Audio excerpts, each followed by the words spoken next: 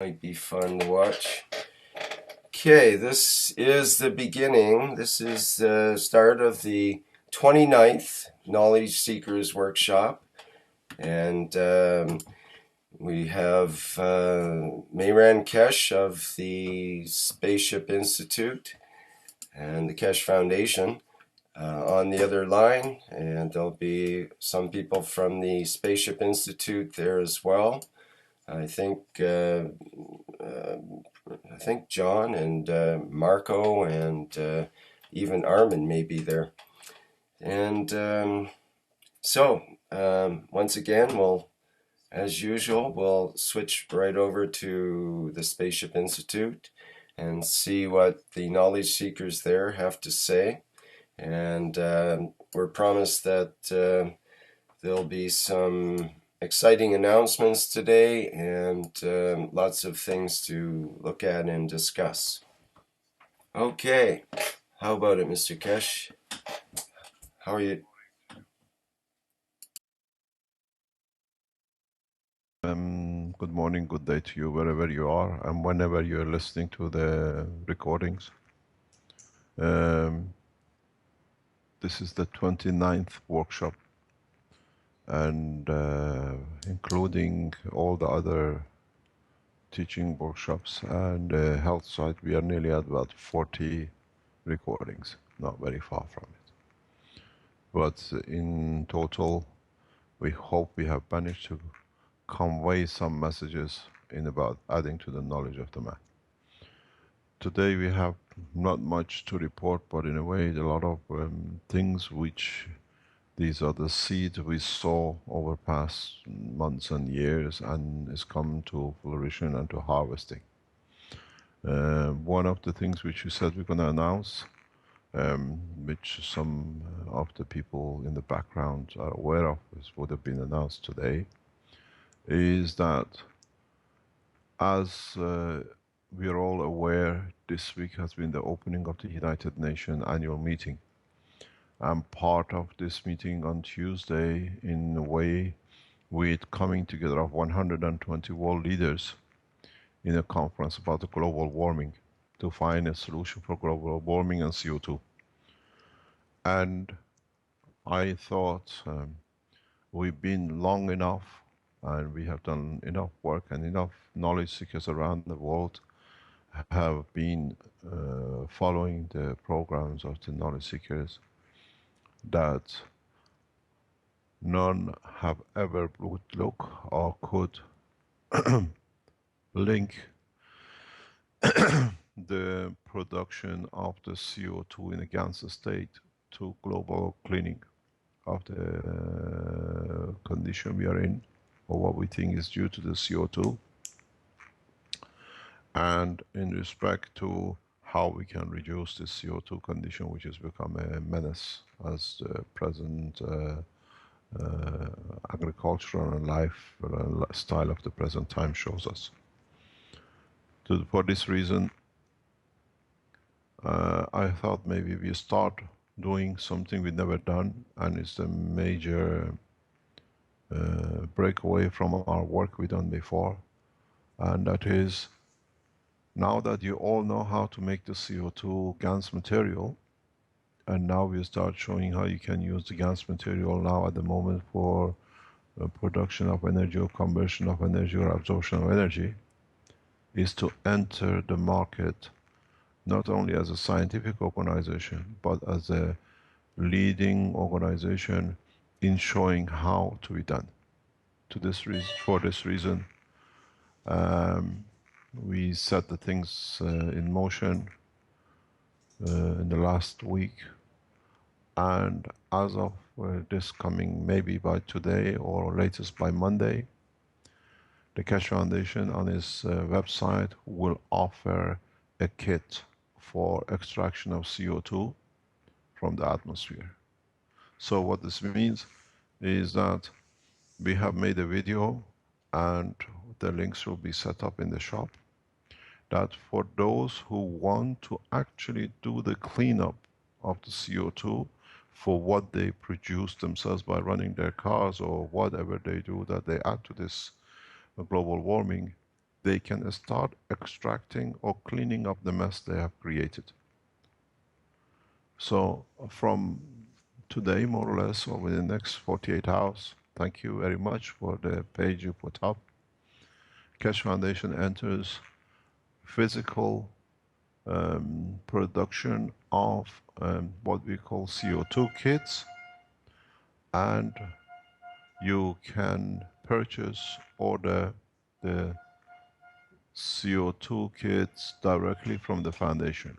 What this has, we have given the production to the Keshe Foundation Italy organization. We accept, you can go to the site and order a kit, where, as has been in the advertising of the elector when they saw this system some years ago, and in their article they just called it just add water.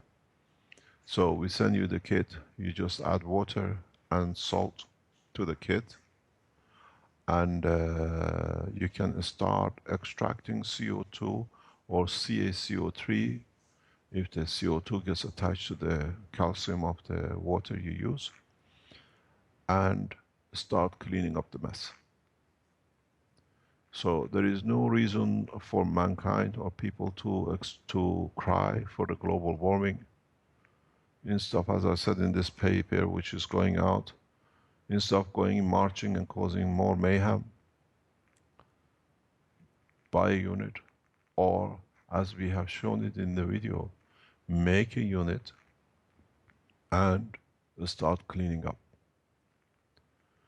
Start extracting the CO2 from the atmosphere, which you consider you have caused, and at the same time, in the coming weeks, month by month, week by week, we add to these kits, which means in the next week or two, we add to a rechargeable battery kit, which means the foundation will make a kit, you purchase the kit, and you use the CO2 which you absorb in your CO2 absorption kit.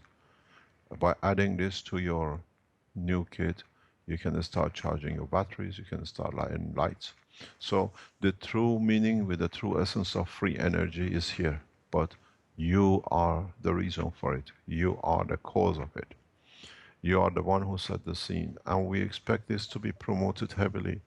Good morning, our American friend has arrived. Good morning. But we have a very big surprise today for those who know. We have Elia here today with us. Hi Elia, darling, how are you? So Dr. Elia is with us today. She's been here since past 2 days, and she'll speak later on.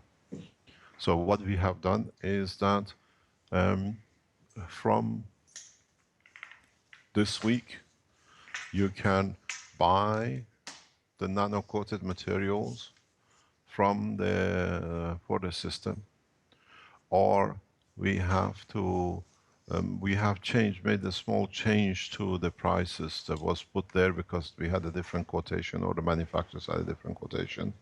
The price will be changed to €15 for the whole kit and €10 for the plates. So as we discovered, it can be done cheaper by the manufacturers in plating and size of the plates. So we will change the price from 25 to 15, and you can just buy the plates and choose your own container at home. In so many ways, what I compared this in talking to some people in the past few days is you go out and you buy green fingerprints, or you buy a tree for somebody to plant a tree for you somewhere in Amazons that can clean up the mess of the CO2 which you create in Europe. Instead of letting this CO2 to go in there and then clean up somewhere in Amazon, as now we understand the structure of the leaf of the plant, how it absorbs the CO2 in its environment, the existence of the two plates and the water which you have in it creates the same gravitational magnetic field. Each leaf does not have a factory sucking out air and extracting CO2 from it. The leaf of a plant has two sides. Each side is two different nanolayer materials, and the interaction between the nanolayers creates a gravitational magnetic field. Because that gravitational magnetic field as is in the vision light of the man in green, that gravitational magnetic field is equal to gravitational magnetic field of the CO2 in the GANS state, in a magnetic field state, not in a molecular structure. So, as we said before, with the knowledge we have gained in Keshe Foundation, we can make magnet for anything. You can make magnet for wood. Now we do the same thing, a back and a front layer in a container.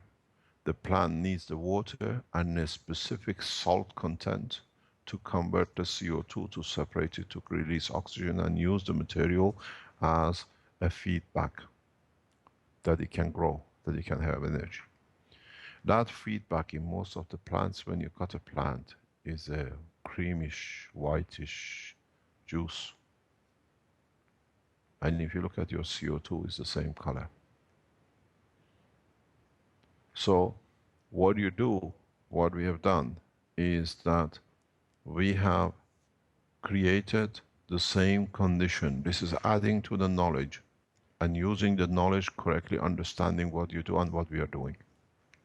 So a lot of people said this is a zinc oxides and this is this, and a lot of names because of the lack of understanding over years with the months here being in the foundation and around the foundation. But all the research, Raman spectroscopy and other spectroscopies, confirm the gravitational magnetic behavior of CO2 or gravitational magnetic field of the CaCO3, which is CO2 added plus the water, oxygen and calcium in the water. So what we have put now in open is a leaf, a plant which you water weekly, and you harvest the fruit weekly as a GANS of the material from the box. So this new kit, CO2 kit extraction, is not a gimmick, but is in reality, as a lot of you have already produced the materials over the past few months, now you understand what it is and how it works. In fact, all you've done is by coating the copper plate with nanolayer and putting it in respect to zinc in a container, which the medium interaction is the water and salt. On the top layer, literally on the surface and below surface of the water in the container, you have created the same gravitational magnetic field strength as a leaf. So you're extracting the CO2 from the atmosphere above the water. So you can put 3, 4 or 5 of these units next to each other and literally start cleaning up the what you claim to be the CO2 and global warming. My wish is that we don't do this so rapidly that we start getting global freezing. Because if we extract too much CO2, good morning, John, we will have the reverse effects. But if enough people just add water to these plates and just buy the plates from the foundation, and we encourage directly the Keshe Foundations around the world to go ahead and start promoting and producing these units in their country. There is no patent right.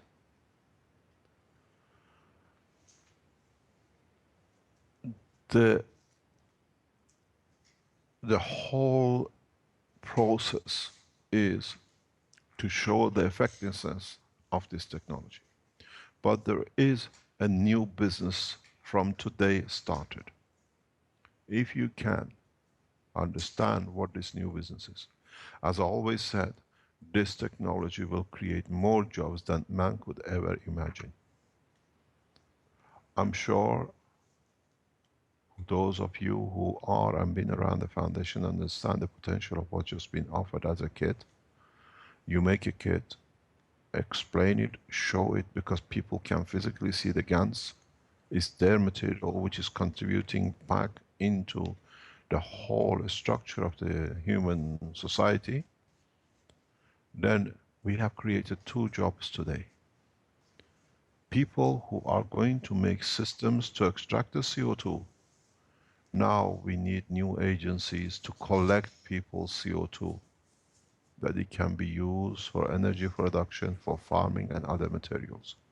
So now, as we have companies who go around and cleaning up the glass and the plastic, from today, if you can put this in the market the correct way, now you can have organizations, even the Keshe Foundations and members of the Keshe Foundation groups around the world, you can start producing 150, 200 and promote it, and we get promoted and put this in the media and show it.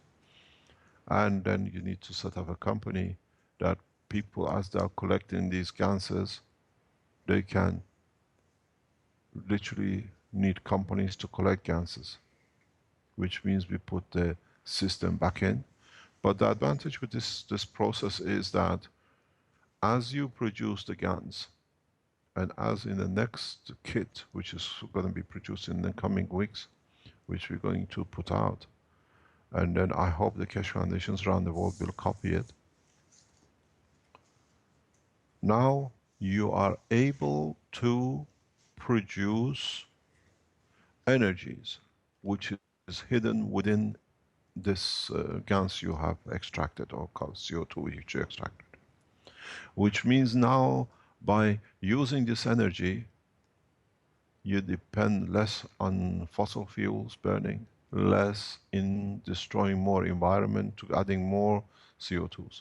Every time you put a charger in the plug to charge your telephone, to charge your battery, to run a temporary light, this energy is most probably comes from a station that has where they have uh, uh, the burned fuel. Now, with the energy which you extract from your GANs, you put the energy back in the battery, in your light, in whatever we try to add to the kit. So you, on the second line, stop the more use burning of fuel. So the advantage with this kit is two-way. First of all, you clean up. Secondly, the way you clean up with what this material gives you as an energy source, you do not go back to resources of this planet to burn, to use, to abuse more, to be able to create or clean up more. So in the long run, the process will pay for itself. So from most probably today or tomorrow, the Keshe Foundation, if you go on the shop, and we've promoted in the front page of the website and the forum, and if you can reach it to the medias and show them the material worldwide, we offer a solution, a practical, radical solution. And as we said, we are very open about it. If you're producing the materials, if you're producing the systems as Keshe Foundations around the world, allocate a percentage of your sales back to the foundation, that we can carry on with our work and research. We did not put a patent restrictions, and we'll never do. So if the world leaders are interested in real cleanup, this is the real cleanup, because there is enough reports from Japanese nuclear center, from Italian nuclear research center, from Belgium nuclear center, that the material extracted is carbon, the material extracted is CO2, the material extracted is CaCO3, which is CO2 extraction.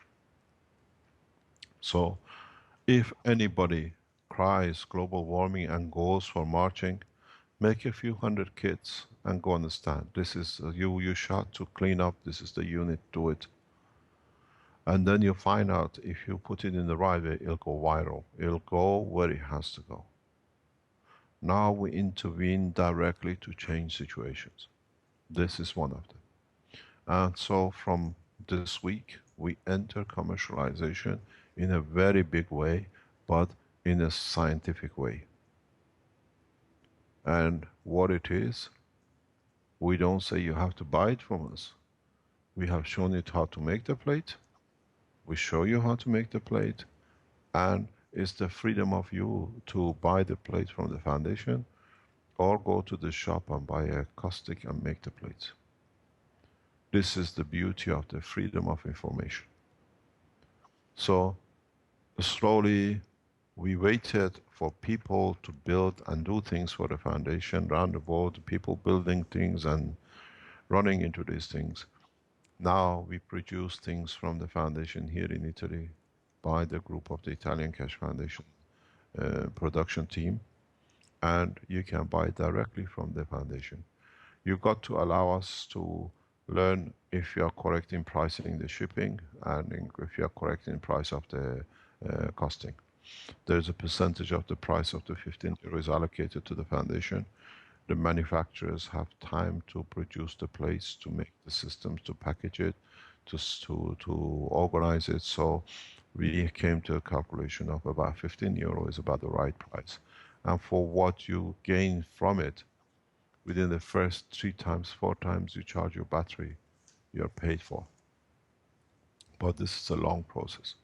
In the paper which will accompany the package, we even show you if there is a failure or something drops off or your production reduces, how you can restart your system to go back to the same kind of production. So we support it. We will continue to do this. You need to understand what to do with it. Here I see a note says if we can use it long time. Yes, we have now one running for what is it, 4 months, 5 months in the lab. We are the CO2 kit, yeah, long for 4 months, and we literally use it as a milking cow. As we need CO2, we go into it. Arman is good at it. He just extracts more CO2 for the reactors. So it can be used for long term. We do not know the term, maybe 1, 2, 3 years. But even if the plate loses its capabilities, we in the leaflet which we sent out, we tell you what to do to restart the system. And then you have to extract the CO2 because it gets so much. In one of the reactors we built recently, one of the plates is heavy, it's so heavy, it's extracting so much. Maybe 4 or 5 of us in the lab breathe too much and gives too much oxygen, what do you call it, CO2 back in the room, and the machine is very heavily involved in extracting it. So you can start producing as much as these units as you like. Give it as a gift, it's cheap enough to do, but go to the marches where they go and give them the CO2. Set up the companies, if you can, around you, small organizations that you create jobs and you put it back into your nation, that people can extract the CO2s. And then start setting up companies that you can collect the CO2s. Because these ganses of materials, through the research, have shown, and now we are doing it in the lab, you can use it, as I said, for energy production, for extraction of the energy from the GANs that you can charge batteries. We are extending to the knowledge and development, and at the same time we see where we can go with it next step. We have a lot of development going with the pseudo, with agriculture, which I was waiting for some 2 years, 3 years for it to start. This is going to kick into operation from this week in Africa. So we know the technology, and now we have support of universities who work with us directly to extend the knowledge and freely disperse the knowledge and any financial gain from it in the community where it comes from. So from today, even if you have made your kit, you can buy a kit which is made by the Keshe Foundations around the world. And as I said very clearly, make feedback to us. And if you develop something new through it, let the rest of the foundation around the world know that as a race we benefit by it totally. So the kit sale will go on today or tomorrow, depends when the webmasters finish with the editing of the video. They had some problem last night, and we have to change the prices on the list, and then we allow us about 20-30 days to deliver the kits per delivery. In talking,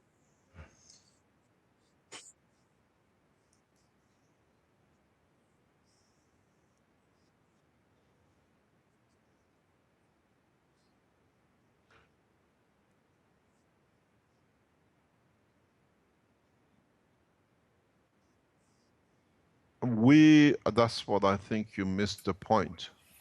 The longest we have running, which is still running, is 4 months.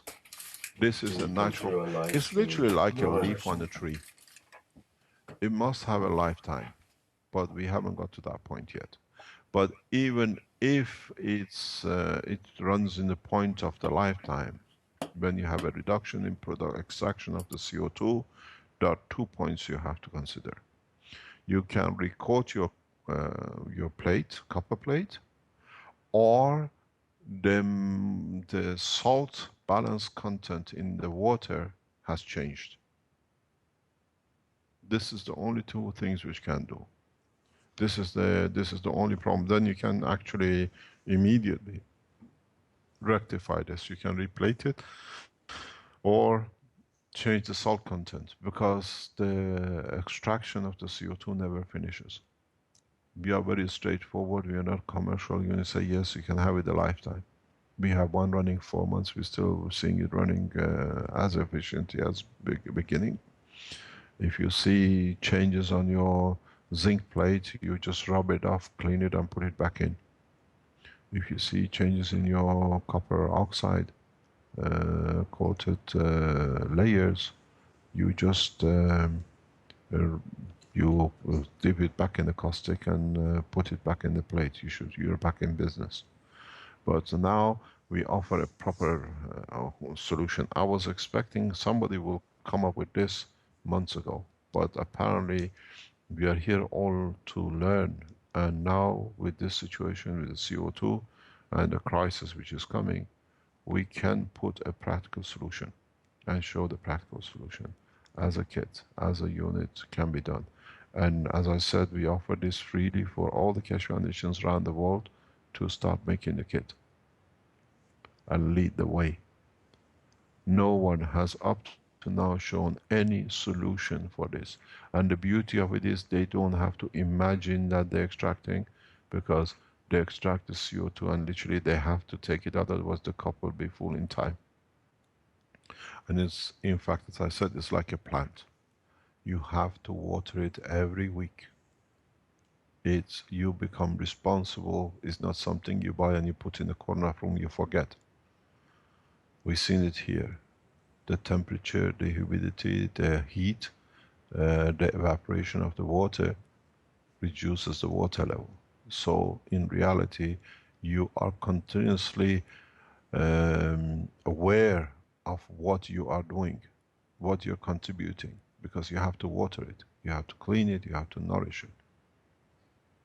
Then you understand, I am doing my work. As I said at the beginning of the paper, which you see, which is going with this sail on the top, it says very city, very, very easy, that when you eat around the table, you don't get up and leave and so expect your government to come and clean up your table after you eat it, and then blame the government for having a dirty table in the house. You clean them, you start a mess with the CO2, so you clean it up yourself, and you cannot blame nobody for it. All these people who march against governments and go out, that is the responsibility of governments. Even you taking a bus, a train, a plane, whatever, to get to the destination of the marching, you are adding more to the CO2 problem than solving the CO2 problem. And you expect others to clean up your mess.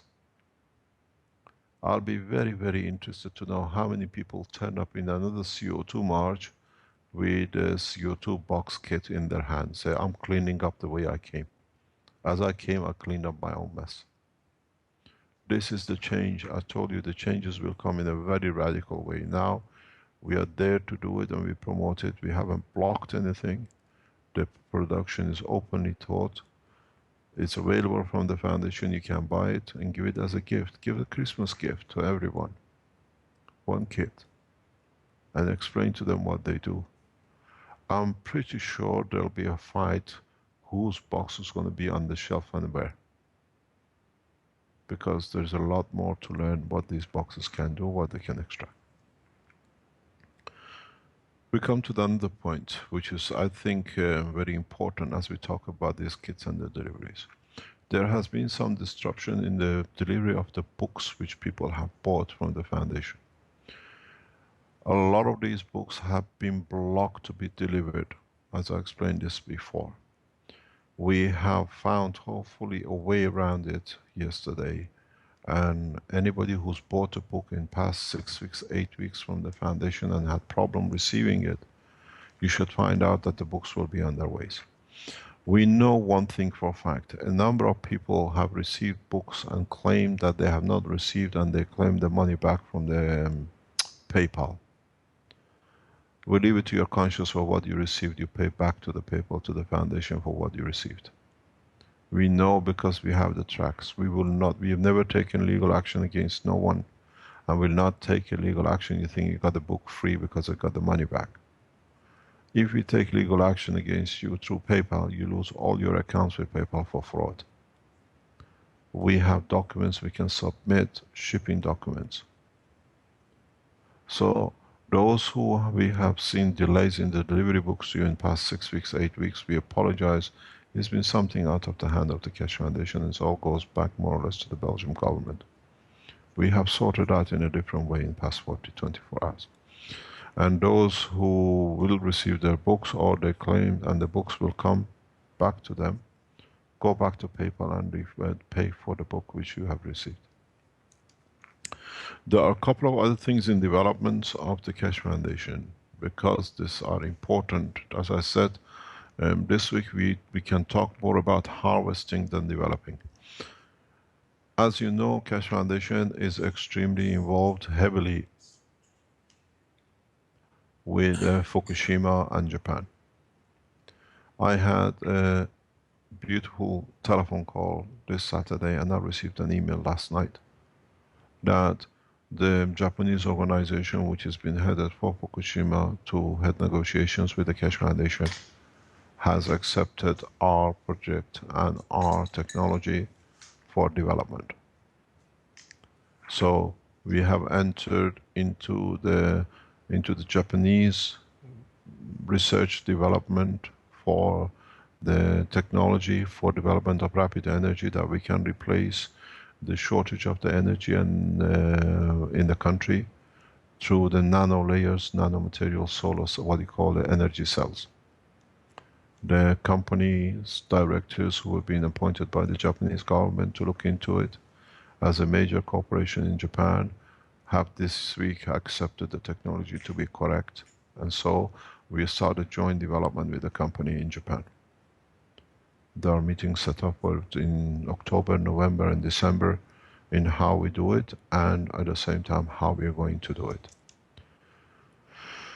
So this shows the correctness of the technology when the government and the leading research organization and a commercial unit company accepts to develop the technology to the next steps of it.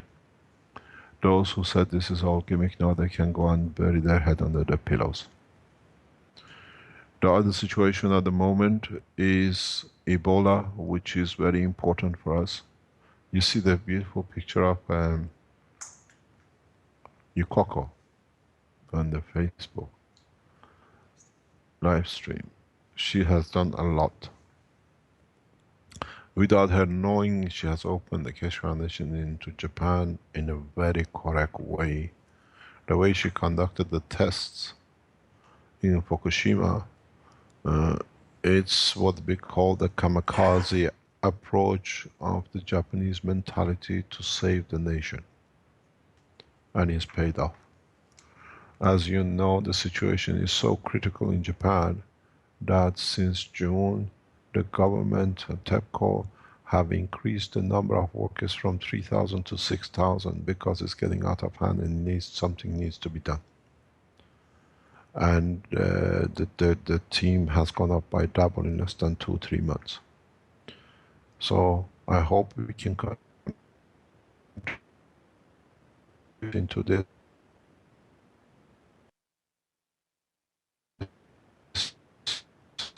and later on we have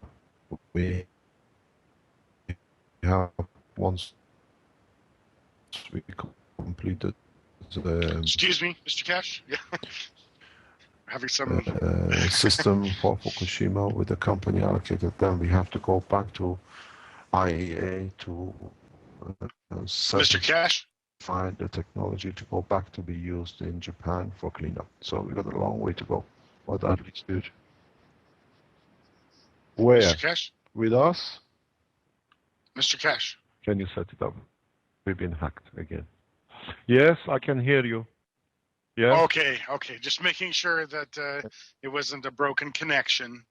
Yeah, we started to get some cut out up like just a few moments ago, probably less than a minute. Can you try speaking again? Yeah, we're getting hacked. With the same problem as we had last time. Can you set up your... There we are. What? Rick, can you accept John, please, on the face, on the Skype, please? What? Rick. Okay. What has happened is that I explained to Rick, I sent the email to Rick. You have to go mute. I explained to Rick last time while we were doing the medical teaching, we were getting hacked and we were hacked. That's why we lost the sound. We brought in the second system in the John system. So if we get a breaking of the system, as it sounds, we are loading up a program or a video, this is the sign of being hacked. So after we finished the session, Marco saw that there was an attempt or was trying to hack the Skype. So the minute you get the sound breaking up, let us know that we change channel to another computer, different line, that it cannot be detected. So, okay, if you see the breakup, because we had it, we are aware of it, so we take precautions. So, in fact, now the position is that we will develop the further step with the Japanese have asked from the foundation. This development will be sent to Tokyo. It'll be assessed in October, November by the Japanese, which has already been approved. It's just a formality we have to follow. And then once in December or January we come to an agreement with the process, then it has got to be approved by TEPCO, most probably on the nuclear side. On the energy side, we don't need approval. The commercialization goes in the hand of the company directly to go ahead. And then it has to go, I've been told, back to IAEA. We have to make a presentation to IAEA in respect to the material and the process we developed. And we don't see, should not be any problem with IAEA if we can show the reduction with the support of the report from the Italian Nuclear Center we have. And that it takes them literally a few days to confirm the correct approach. And then we see where we're going next. And we go back to Japan, maybe it takes about 6 months before we see anything happening, but at least it's been accepted and we are proceeding the right way with it. There has to be a very clean clarity about what is happening with the process. The process in Fukushima in cleaning up, at the moment we've developed a technology which can only clean up gamma rays. There is a position in respect to alpha and beta rays.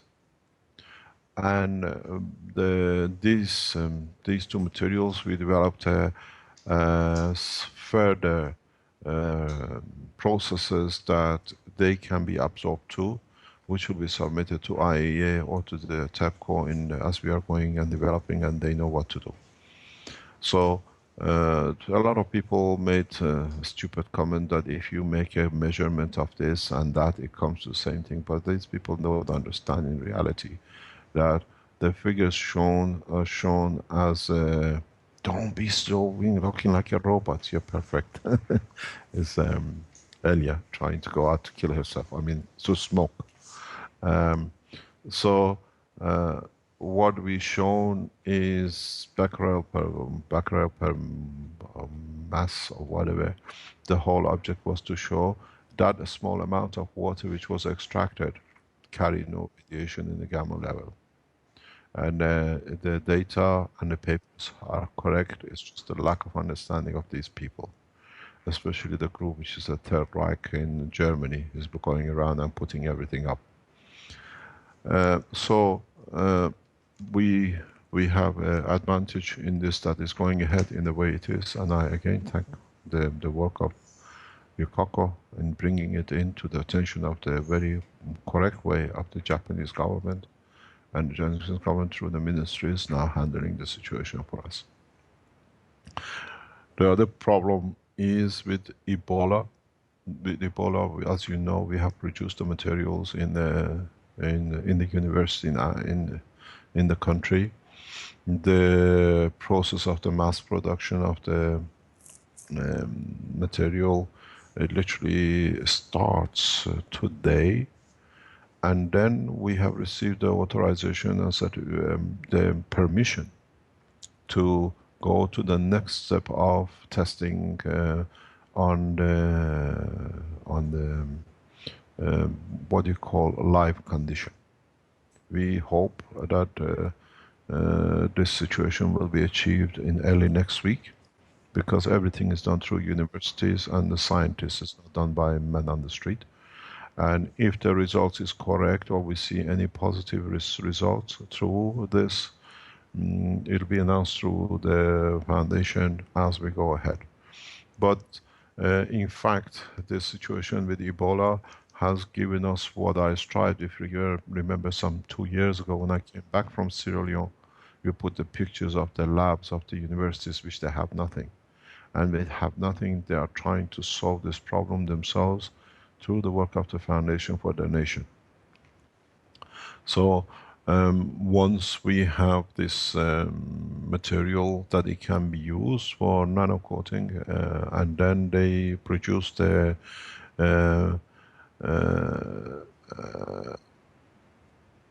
ganses that we can test live in dosage, in material. There is a lot of things in the containers of the ganses you produce that you're not aware of. In time we will explain what these are and how it can be used in medical term. The material which you see as fat or grease on top of your containers when you produce CO2, this material, we will have a proof of it, is a natural protein. And so in so many ways it can be used in a specific way for Ebola situation. We will explain this later on as the test comes back from what you call it, from Africa. So we have received authorization on Monday to go ahead with the next step in Ebola development from the authorities. The Chancellor of University and the health ministries have gone into the action. The materials will be tested physically in the coming days. But the beauty of it is, as I was saying, it took us 2 years. I went to Sierra Leone and saw the condition of the universities. We have more glasses than they have in our kitchens than they have in their whole of university. With these limited facilities, now being able to understand how to produce the nano coating, we start teaching and converting that the students in the universities will be able to have light for the first time 24 hours a day in the campuses. Because at the moment, due to the high cost of the energy, the nation cannot support the university to have more than 5 hours of an energy per day. So in Africa, when you go to university, You don't study in the candlelights because there are not even money to buy candles. Students sit outside. As long as there is a daylight, there is time to study. Now, with this opportunity, because of Ebola, now the university being able to produce their own nanolayers, they can support allowing the students to have light in their rooms, in their homes, for the first time, free of anything, free of any charge, as much as they like, when they want it. So when the students go to university in the morning, they can charge up the battery, and when they come at night, they have the light to work with or to study at.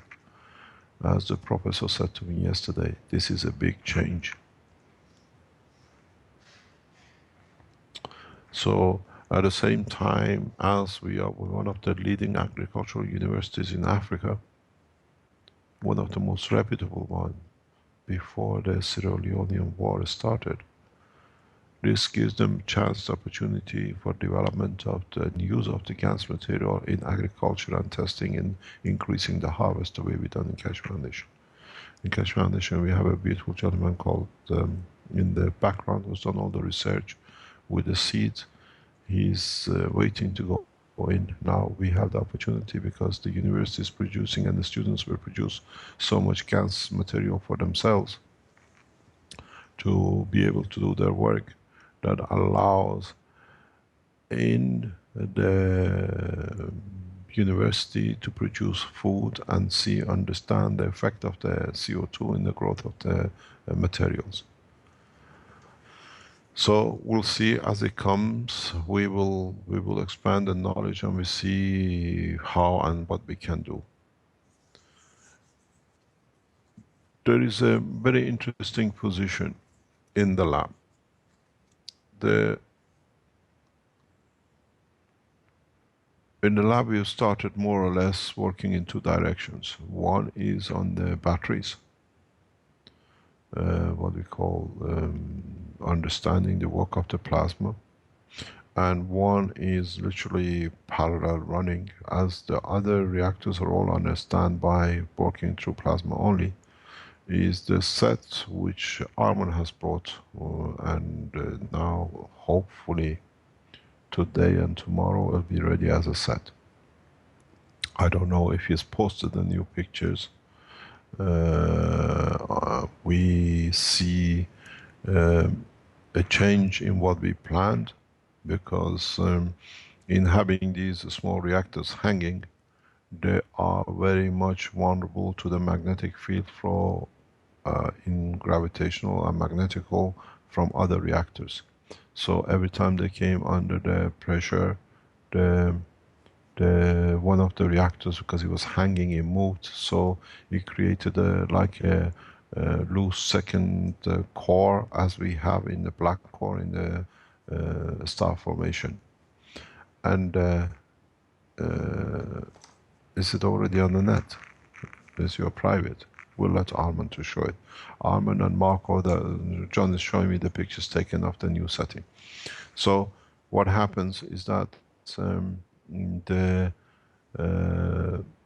we could see results, but we could not support it, because every time the field pressure was too much, one of the reactors moved to release the pressure. So what we came with the conclusion that we went back into locking all the 4 reactors back on the piece on a plate, and but now it's a small plate compared to the others. We can see its interaction as totality than individually. So we had to change the reactors, what do you call it, the structure and positioning, to be able to create the condition. And one of the reasons for this is I let Arman, because it's his work to explain than us announcing it. He achieved what has been the dream of a lot of you in the Keshe Foundation over the weekend. It's been videoed, and in time. If he wants, he will talk about it and show it when it's his time.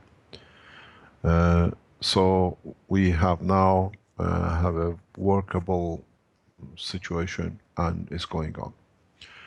The second thing is the reactors, which are the what we call the GANS reactors, for small ones, portables that we can use for production of energy, for charging batteries. We are more or less, Marco and John are totally involved with this. Um, in trying to refine and find the solutions and different answers in how to connect and disconnect the GANs batteries from each other. In teaching yesterday, I tried to explain to them the process which was explained by Lucio last time as a booster. He says, if I can do this, I wind it on the arm of the E-shaped coil and it boosts the energy by so many times. I explained to the John and Mark have been working on this kind of processes for past week, 2 weeks. I explained to them because you have to understand what you're doing. Because John and Marco were sitting next to each other, I said, one of you is Tesla and the other one is Professor Mile. And they start laughing. John still laughs. Because what you do, they put a nano wire inside the container. You've seen John's pictures of the bottles with the nano energy, what they call it, wires inside. And then the other one does a winding around the wire or winding around the container. What do you call it? Around the, another wire. Or I said, why don't you put this winding around your tubes? And then you have a wire inside and a wire which covers back. And then you connect it, you see how much your energy boosts. And there was discussion that's going to be a short circuit. But I said the outside core, what's going outside, has no connection with what's inside. And it was a bit hard to understand. I said, you know what, because you have to understand the process. The nano material you put inside, which is in touch with the GANs, very much like the nano-coated pins you put in your reactors, is absorbing what the energy is inside internally. It's gravitational. This is Mr. Professor Mile. The one you wind around the copper wire or you wind around your battery, this is what Tesla called it, magnetical, what is going out. So the ratio of the energy absorbed by center core and the energy absorbed by the outer winding of the core is the same energy. One is magnetical, what is coming out of the GANs. One is gravitational, what is keeping the GANs together, which is getting absorbed by the nano layer coated material inside the battery tube. So now you harvest both energies. Those who said, how can we measure the power of the gravity and magnetic field? You have your answer. This is the base of the future measurement tools of how you measure gravity and how you measure magnetical fields and how you create a difference. Then you ask to show us a tool how to measure. Now you have tools. You'll find there is a very small difference between the two measurements.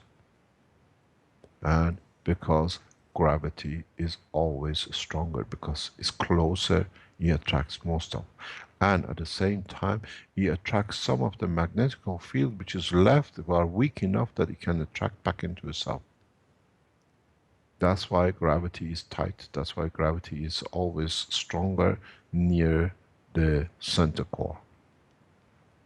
So now you create a center core with a wire, you collect the energy from the GANs which comes out. When we speak about GAN energy, is magnetical, gravitational, another field line. And then with the winding around the what do you call it, the way Luciana explained to us that they made a hole and they put a GANs, and the energy they could get from it, this is the magnetical, this is what is radiated out, this is from the atmosphere of the GANs of the material inside. Because that GANs, even to you, is just trapped in a cage, in a capsule which you created, still is dynamic. And its dynamic flow radiates outwards, and in interaction with your copper winding, some of it gets transferred to AC or DC, and you collect it back. So this should have not been a surprise to you when you saw increase in the power, because now you learn for the first time you've been absorbing both energies, gravitational through the center line and magnetical through the winding outside it. So maybe this answers the question and the surprise you had last time, that you understand more in depth what you've done. In depth exactly what the process is. So every time you put a pin inside your GANs to extract energy, and you see a DC or AC, either way, this is the gravitational fields which you extract. The ones which you wind around it, this is magnetical. This is, thank you very much. This is magnetical. This is what is rejected through the similar cores poles interaction inside the GANs. So maybe now we add to the knowledge on the solid basis that you understand the process. Very interesting is that how you wind these together, how you convert these together. If you want a total AC, you put a converter on your DC line and convert it to AC. And if you need more of the AC, you convert your DC into AC. So in fact, you can, if you don't have no use, you don't let your energy which is absorbed by magnetical or gravitational on the AC to be wasted. You can convert it and add it to your DC, you add your powers. And conversion is very easy, a lot of you know how to do it. But try to do the conversion not by electronics. Do the conversion by use of the GANs and matter. Start becoming expert in the interaction of different ganses and matter ganses and GANs matters. And use these properties of different ganses, different materials, very much like transistors and capacitors. This is part of now with Armin running the reactors on the other side, and the production of the energy through the what we call the static conditions. I try to put the two together that one understands the other. In this, Armin, can you load up the last picture? You're loading up. The structure which you put your reactor cores together. Try to put the batteries you create in the formation of the pyramid too, and see what you get. Then you understand the working of the pyramid. You don't need the dynamic reactors. All of you do not need to have expensive, what do you call it, reactor cores which they run vacuum pumps and everything else. Try to understand the work of the GANs, which is a dynamic plasma, and become expert in the use of the GANs in the same way. Set your batteries in different formation, in the pyramid formation, and measure not what the energy comes from the batteries or what your units. If you can, measure the energy inside the gaps between the batteries. Then you will understand the working of the dynamic reactors on the space motion. The picture has come up now, you can see it. We have again a star formation, but the beauty with this setup is that every time in all the reactors we had before in the star formation, we had a motor running the core, somewhere was interfering. With these reactors being so small, we have managed to put all the motors outside the field operation of the pyramid structure of the star formation. So for the first time we see the interaction internally, and Armand will explain to you the field interaction. So this is what the difference is. Now we bring in parallels together, parallels in respect to each other in what we do and how we do things. As part of the development, as I explained to you before in the past couple of workshops, is that our work with the securities. We have started teaching national securities, government securities, in collaboration and cooperation in the use of the technology for supporting nations in respect to terrorism and in respect to attacks, or what the technology can offer to be able to support the nations securely.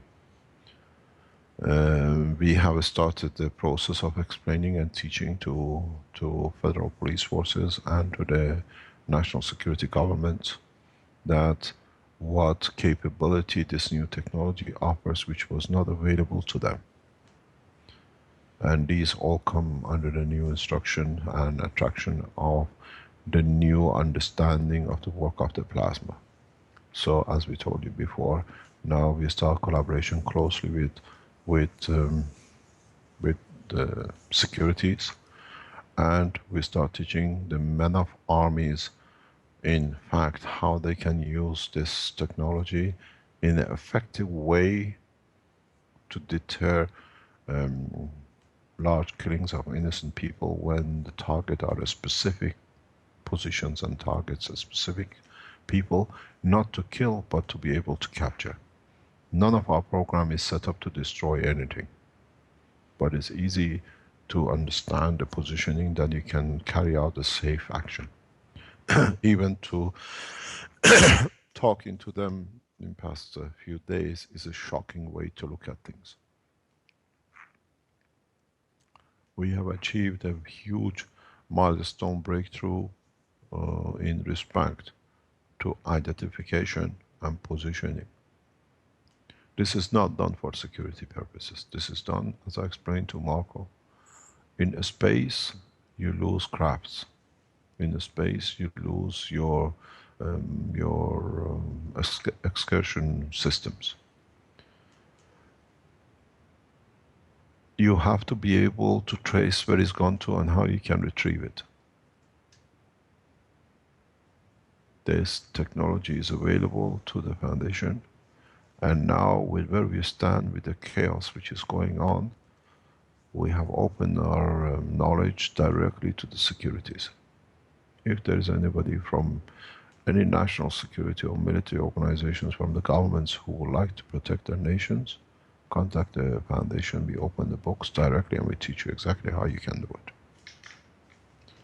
Up to now, the only form of identification was fingerprint or DNA. We have opened a total new horizon in the security forces, in detection, location, and confirmation of the position. So the application for securities is so precise, so effective, that it will take them a few months to understand it, but once they start using it, you do not need to look for criminals.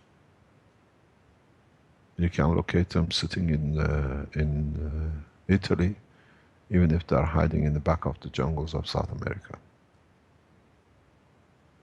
When a child goes missing, we don't need to wait to go and find the body of the child or find out where it is. At least we have time to save the child's life before it's murdered. We can use the order. The technology is available to us. Very much the way is available to a dog. But now, the technology possibilities are not with the order of the clothing of the child. We can locate the child immediately. Within a matter of minutes, this technology, once completed, makes missing children, missing people with autism, matter of not having them something planted on them, but the magnetic gravitational field of the person will tell you where they are. This is the beauty of the new technology.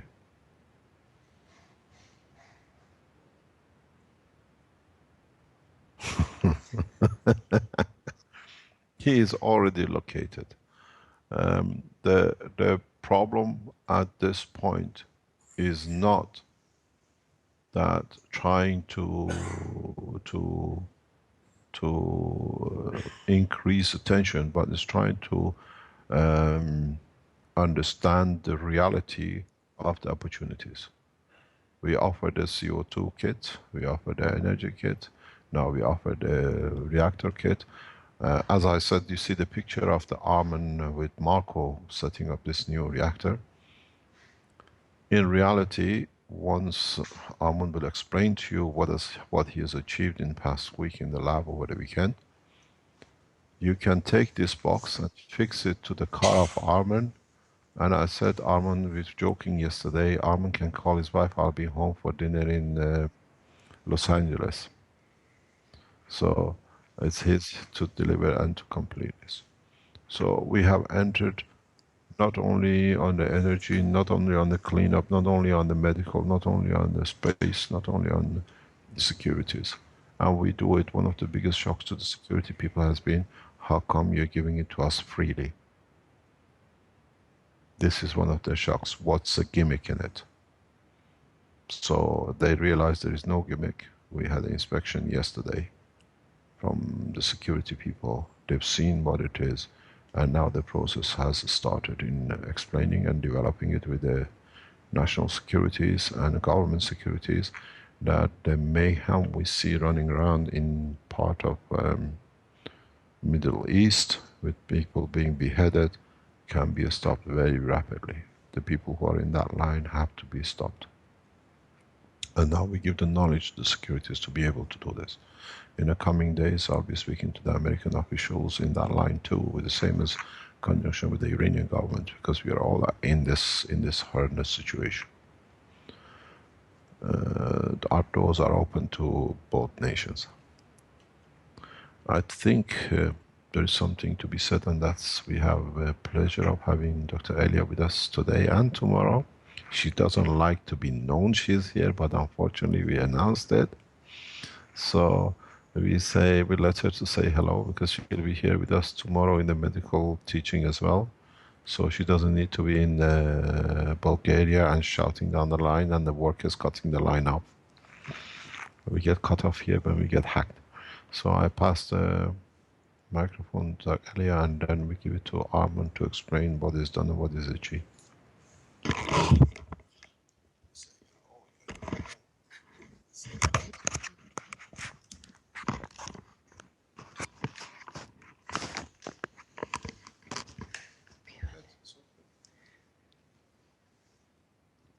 Yes, hello to everyone. It's my pleasure to be with you from Spaceship Institute, and I'm glad to see that the kids workshop also started instead of the tech workshop and the health. And tomorrow we'll be following with the health workshop directly from Italy. So the subject will be the same deep understanding of the structure of the human body. And a little later will be announced correctly the subject of the health shop. And I will post on the live stream the new pictures and new links, but it's useful for you to prepare yourself on the beginning of the live stream. And I want to ask you if someone have a question regarding the health workshop, just do not forget to send me in the healthkiev@gmail.com to have a time to prepare ourselves to answer to you. And it's more easy for me to receive the questions and all information what you need to be sent it back to you in the email instead of the Facebook or in the forum, because all the information just we collected in the email, and then it's more easy to prepare all the answers and be back to you. Otherwise, I have to search in all the links where we posted to me the questions, or you asked me something, or you need something. And then sometimes I'm missing some of you, and it is not correct, I think, for you. That's why I just asking to send everything what you want in the healthkiev@gmail.com. Also, if you have some subject about the health and you want to be clarifying from our side, just again send it in this email and you'll be prepared a special workshop in that subject. I want to thank you to the Chinese group of the Kiev Foundation. They have a lot of health questions and asking about the specific subject of the workshop. And the answer from Mr. Kesh is yes, we'll be do it, but little later when we reach the point of discussing of some the nosology in the health. So from the beginning, we are just starting with the base of the health, and then slowly we'll be going to the specific point of healing. This is from my side. If you have some question to me, please, I'm here to answer to you.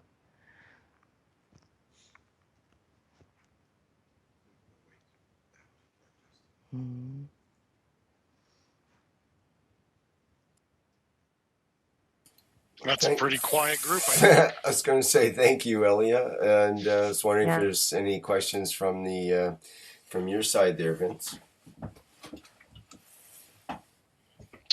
Does anybody have a question on GoToMeeting for Elia regarding the health?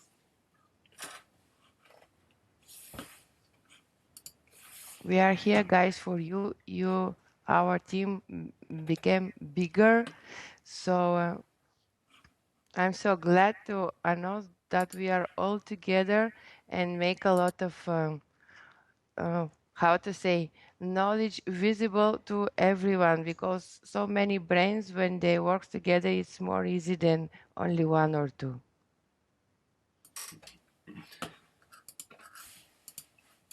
So Yes, asking. well said. Yeah. So you still don't know the exact topic of the workshop coming up, I guess. It'll be a continuation of the from the bone structure again. We'll continue at that angle, or what do you think about that? I think will be the last session from the bone structure, and will be describe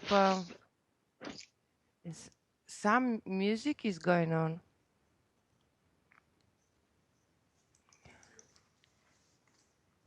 Just one Sorry, I second. think it was just a little bit of interference. It's me. I'm sorry, just Mr. Cash entertaining my handset. I just listened to the music up to the moment. Yeah, sorry. I just was not able to hear you because Mr. Cash entertained my handset with music, so I just listened to the music up to the moment. Could you repeat if you have a questions? So about the health workshop for the tomorrow will be the last session from the bones. If you have something regarding with bones, nanostructure. And you'll be posting more pictures in the live stream Yes, health. yes, I will be sent to you, and I will be apply in the live stream because now I have internet, so it's easy. Well, You see there is a question on the live stream can the about stuff between the bone in the knee be repaired. repaired? Exactly. I think that they're talking about the cartilage. Generally, that's what's between the bones in the knee. And how? Okay, I just will see the question. Okay, but I need a clarification. Is meaning about the bone or cartilage or the bone? Well, the question is, Error is the D. stuff between the bone and the knee be repaired? Yeah, but the stuff is so different thing. If you know, the knee is just made it from so many bones, you know, it's not only one. Yeah, cartilage probably, or menisc, or and root dich mean menisc probably. If I would think the cartilage. I know for myself, I had a torn yeah, cartilage menisc in the knee. probably. So the question is if the menisc is able to be repaired with the plasma technology. Also in orthopedy, they call this the mouse in the knee. If is that the question? I think so. So, Mr. Cash, do you want to answer? Ah, okay. Uh, he said tomorrow will be answer to that question. Okay, so I will be subscribe the question about that. Something else do you have to me, or I to give microphone to the Mr. Armin?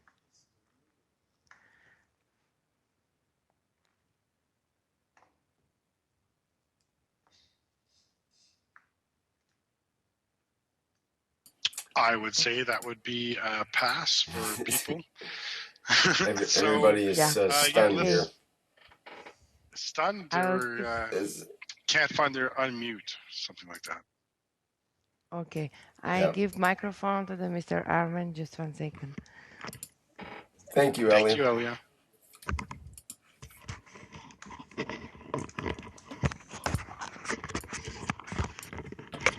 Hello, guys. Hello, Armin. How are you doing? Doing good. Yeah, I don't know where to start.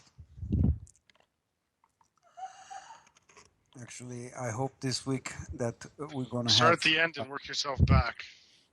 work. Okay, thank you, Vince.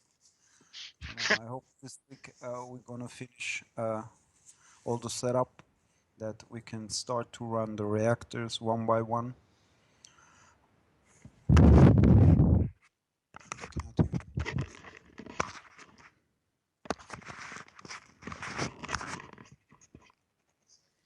Yeah, not too small. Anyway, we're gonna start to test the reactors one by one, and to measure the fields, interaction between them, and record them properly that we can somebody else can follow. You know, when they do their own tests and they have their own reactors, that they know what they are doing. Or is it? Yes, there's a question. They were asking that if we nanocoat inside the reactors. No, only pin is being nanocoated. And inside the reactors, it's just a copper. And Jans, yes, I can hear you. And what? Yes. So last week, when we were testing the reactors, Friday when we left, Monday morning when we came back to the lab, Mr. Cash just showed us very interesting, actually, point that we didn't even see it. The weight reduction, 80 grams. 80 grams weight reduction.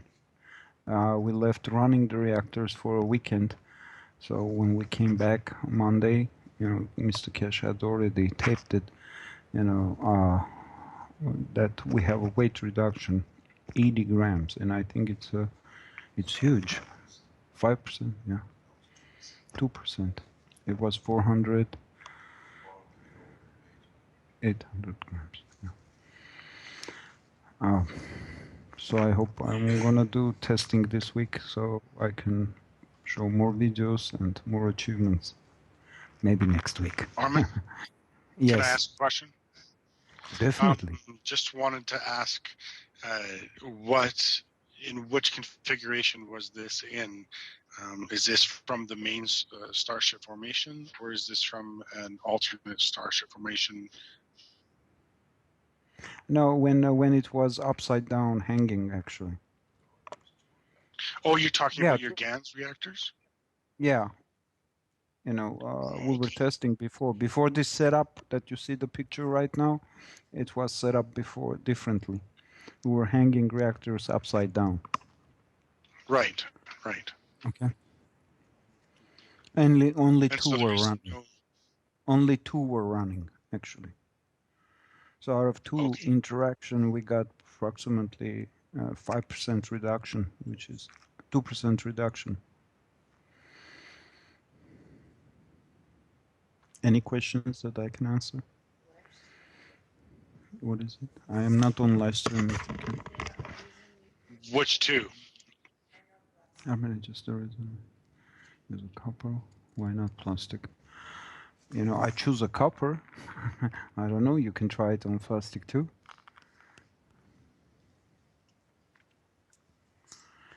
I can. I think you know you can use every material to build reactors.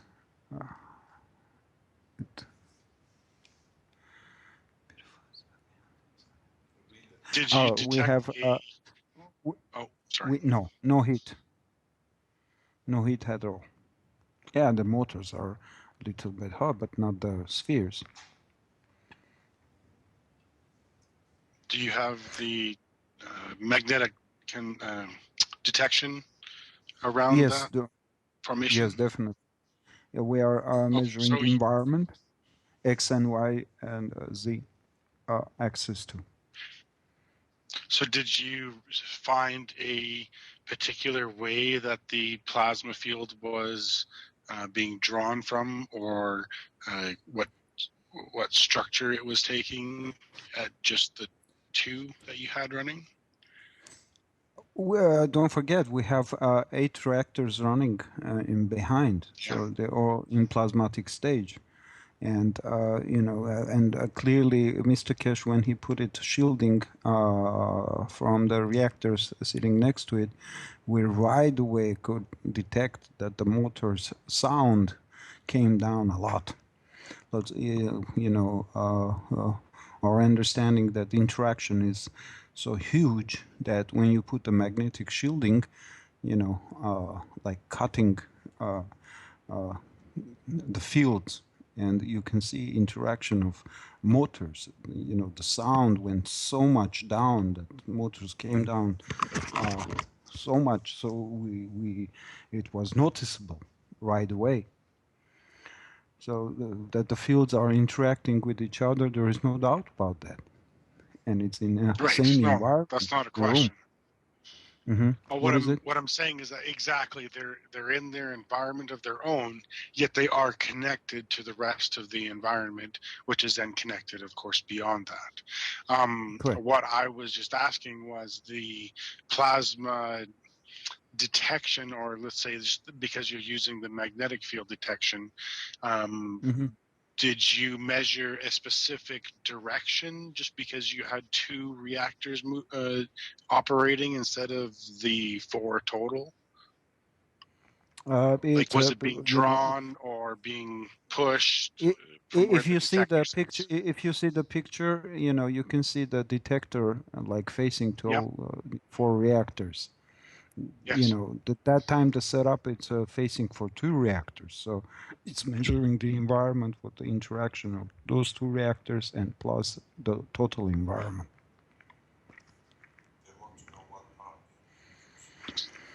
We started from 1,000 RPM and went up to 8,000 actually.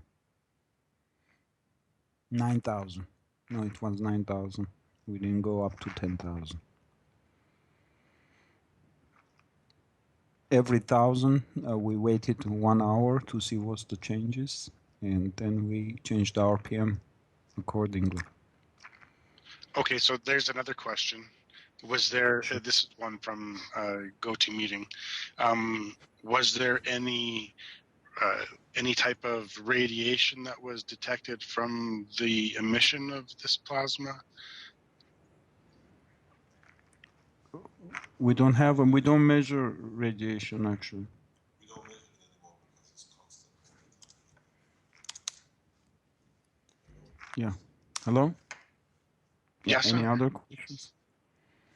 No, you're lying to them. It's okay. What is it? We don't use the detector. Yeah, we don't use any more radiation detectors. You know, it's already an environment. I cannot hear you, Mr. Kish. Right. They cannot hear me. It says we cannot hear you, Mr. Kish. Oh, okay. Is there any other question?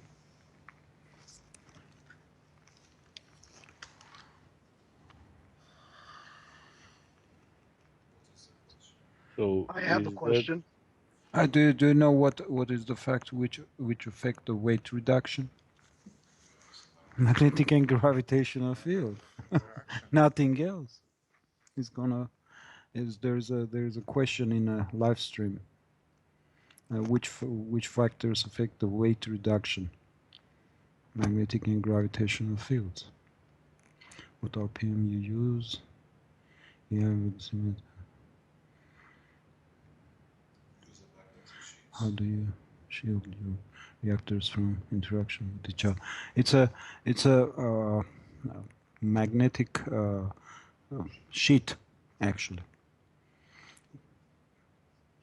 It's a special material, actually, like the small magnetic clips that you have, you know, on your refrigerator. That's the material we use.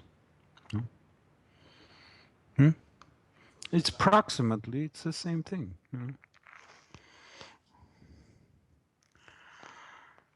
Is there any other question? so? Is it that gravitation lost after you use the key or before that? No, GAN's reactor is running totally different way. Okay. The atmosphere inside the reactor, you would be maybe half filled with GANs. Is that correct? And it would have air as the rest. No, there is no air. It's I been make sure there is. is full of GANs. You mean GANs plus No, it's water? a half GANs. Actually, you can say like 30% GANs and 70% water. Okay, and so it's filled to the top. There's no air in there as such. No, not at all. Okay. Because I made sure that the water is gonna come out. Right, so you don't vacuum it or anything like that. It's just left No. with the fluid in there. Right. Correct. And then it's sealed after it's filled up. Yes, it's sealed. There is a top screw. You cannot see, you know, on top of the reactor. But there is a small screw that we sealed the hole.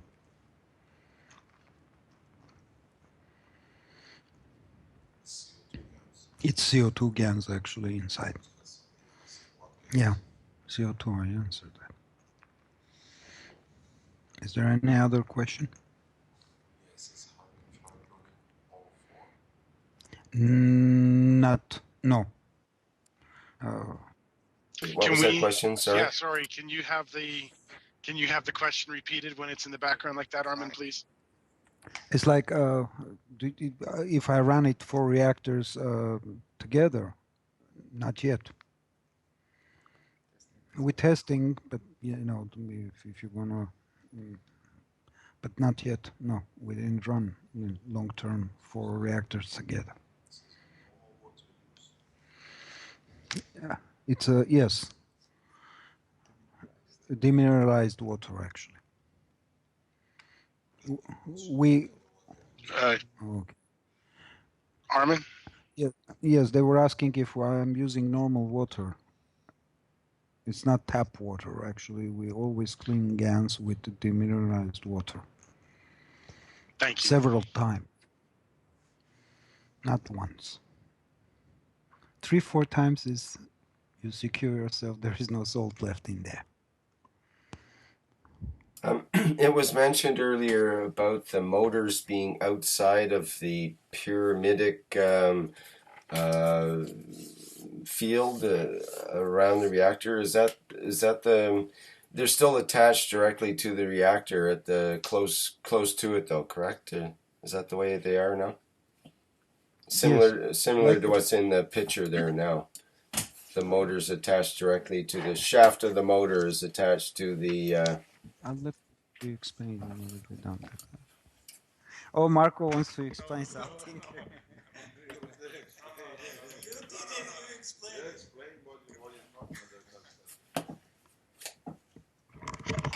Yeah, regarding question the trick asked about the motors. Now the setup is in a way that all the motors are outside the star formation, outside the center of the star formation. Because when you put 4 reactors in star formation, you have central gravitational point inside, somewhere inside of the pyramid.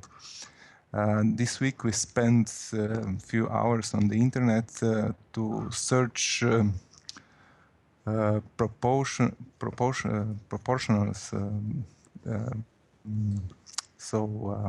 The height and diameter of the pyramid. And first we get the height about 8 centimeters, and then we found out that this height is not the right one. And then John recalculated again, and we get the height 13 centimeters. 13 and a half or 13 with the diameter that we choose. But what is important that we don't have any motor inside the center of the pyramid, so that we don't have interaction of gravitational center with magnetic field of the motors. So are you saying you're having a shaft or something going up through the center to the top reactor? Yes, that's right. And what kind of shaft? What kind of shaft would that be? Would it be a nano-coated tube, or would it be more like a plastic or something? What do you got planned for that? Yes, we didn't mount it yet, but it will be shaft, nano-coated shaft. Yes. Okay, so it'll made of brass. Made of brass. Okay, thank you.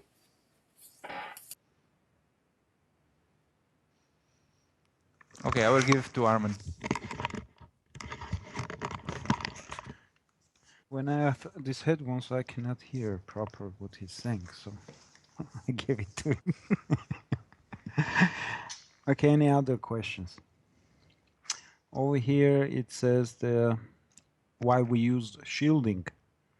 We use shielding to just understand that, other reactors that are running in the same room, that we can actually separate or cut the fields to see interaction. If you put the shielding, you right away hear or see the interaction of small motors in respect of other reactors in a room. So when we put the shielding, actually the motors come down a lot because the noise is so high. And you can see right away that you can cut the interaction with shielding. Speaking of shielding, Armin, I was wondering if or some people are, in particular, one person is wondering about shielding in terms of personal shielding for people, or perhaps in a larger environment as well. And in particular for, let's say there might be someone out there with some kind of beam that could be beaming at people, or some people are worried about having their thoughts changed, or some kind of low frequency vibes and these kind of, or anything from cell phone tower interference through to deliberate mind control. It's a full spectrum. Is it possible that the Keshe Foundation or the Spaceship Institute could work on shielding technologies? This person is specifically interested in having a workshop on shielding and so on. Would that be possible? Could it work in with a military technologies kind of workshop, perhaps, I'm thinking? And if so, would that be open to the public? It's already been tested by Iranian government and the Russians. And the shielding, actually, when you create your magnetic and gravitational field, right away it creates your own shielding. This is the way that we can travel, other solar systems, because we have 1G in our ship. It's right away create that shielding when you open up a gravitational magnetic field. So that would be something that could be worked on. For example, if there was funding toward that, would that be something that the Spaceship Institute would be interested in pursuing?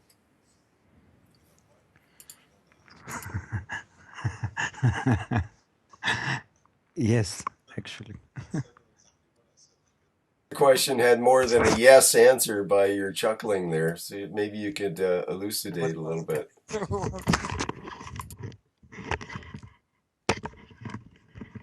Any funding for defense or shielding, quite welcome, because we already know the answer. The shielding, you call it, is what you have in the, what I was explaining earlier on regarding John and Marco. One is Tesla and one is Professor Mile. Somewhere, even though the field is very small, between the gravitational and magnetical field of the GANs, this plasma is interacting with the atmosphere magnetic field of the lab.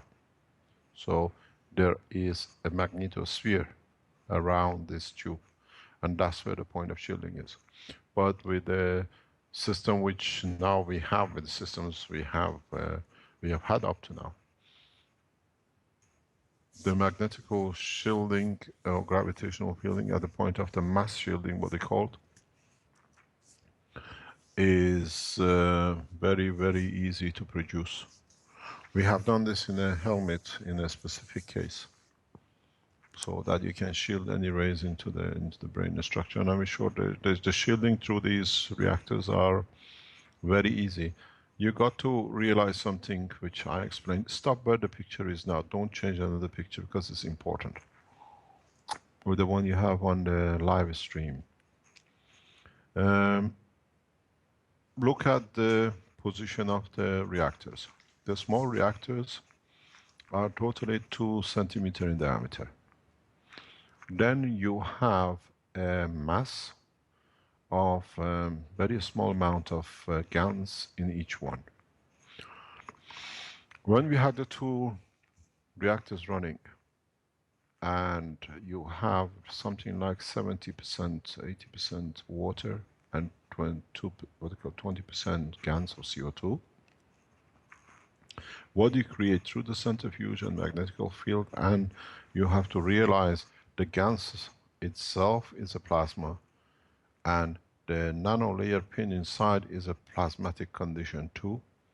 They create a point where the GaNs will be accepted to settle between the wall of the core and the center pin. So the thickness of the GaNs in this core is maybe 1 or 2 millimeters, sitting in the center line. If you look in the picture, in the background, you see a greenish cover, greenish picture on the left-hand side. That greenish material is the magnetic shield. This is a magnetic sheet which we use. The minute I put the magnetic shielding to cover any interaction from the set star formation next door, the motor on the reactor number 2, which were only 2 running, they both just dropped. Literally immediately you could hear the motor shut, going like a shutdown.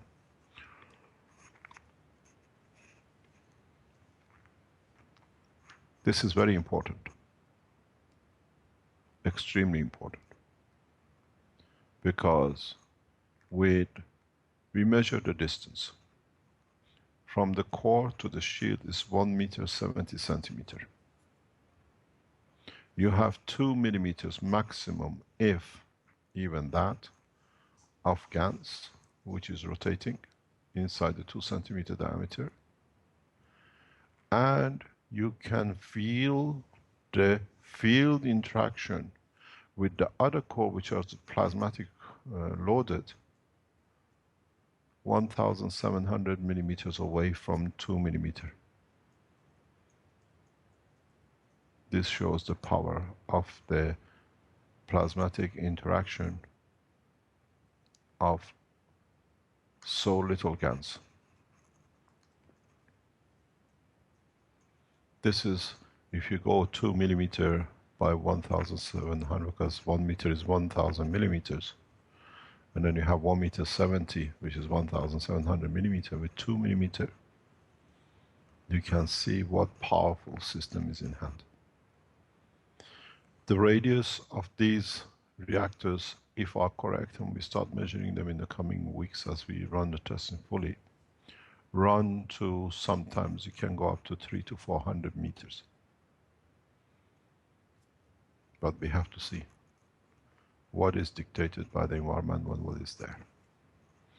So we see the interaction power, gravitational magnetic field, with the other sets, which there are no motors in them. As you know, we shut all the motors down about 2 months ago, 3 months ago. And we're just running those reactors on a field plasma rotation by plasmatic magnetic gravitational gradient in strength. So by putting that shield in front of the closest set, we immediately saw the interaction in the motor physical rotation speed. Now, as we add the second reactor, third reactor, and the fourth reactor in coming days, then we'll see what the position is. Over the weekend, I went to the lab because I told Armin before he leaves, it'll be interesting if he achieves 7 kilogram for, no, 8 kilogram force is 774. And then, when we left, it was at 8 kilo. So it came down itself. And I videoed every time I came to the lab, it was there videoed. And the whole thing is the field strength built up due to the GaNs concentration in respect to the center pin. And as that pins that enforces the gravitational magnetic field, then the system could go. The minute there were changes in the field, the core moved, we are back again to the full weight.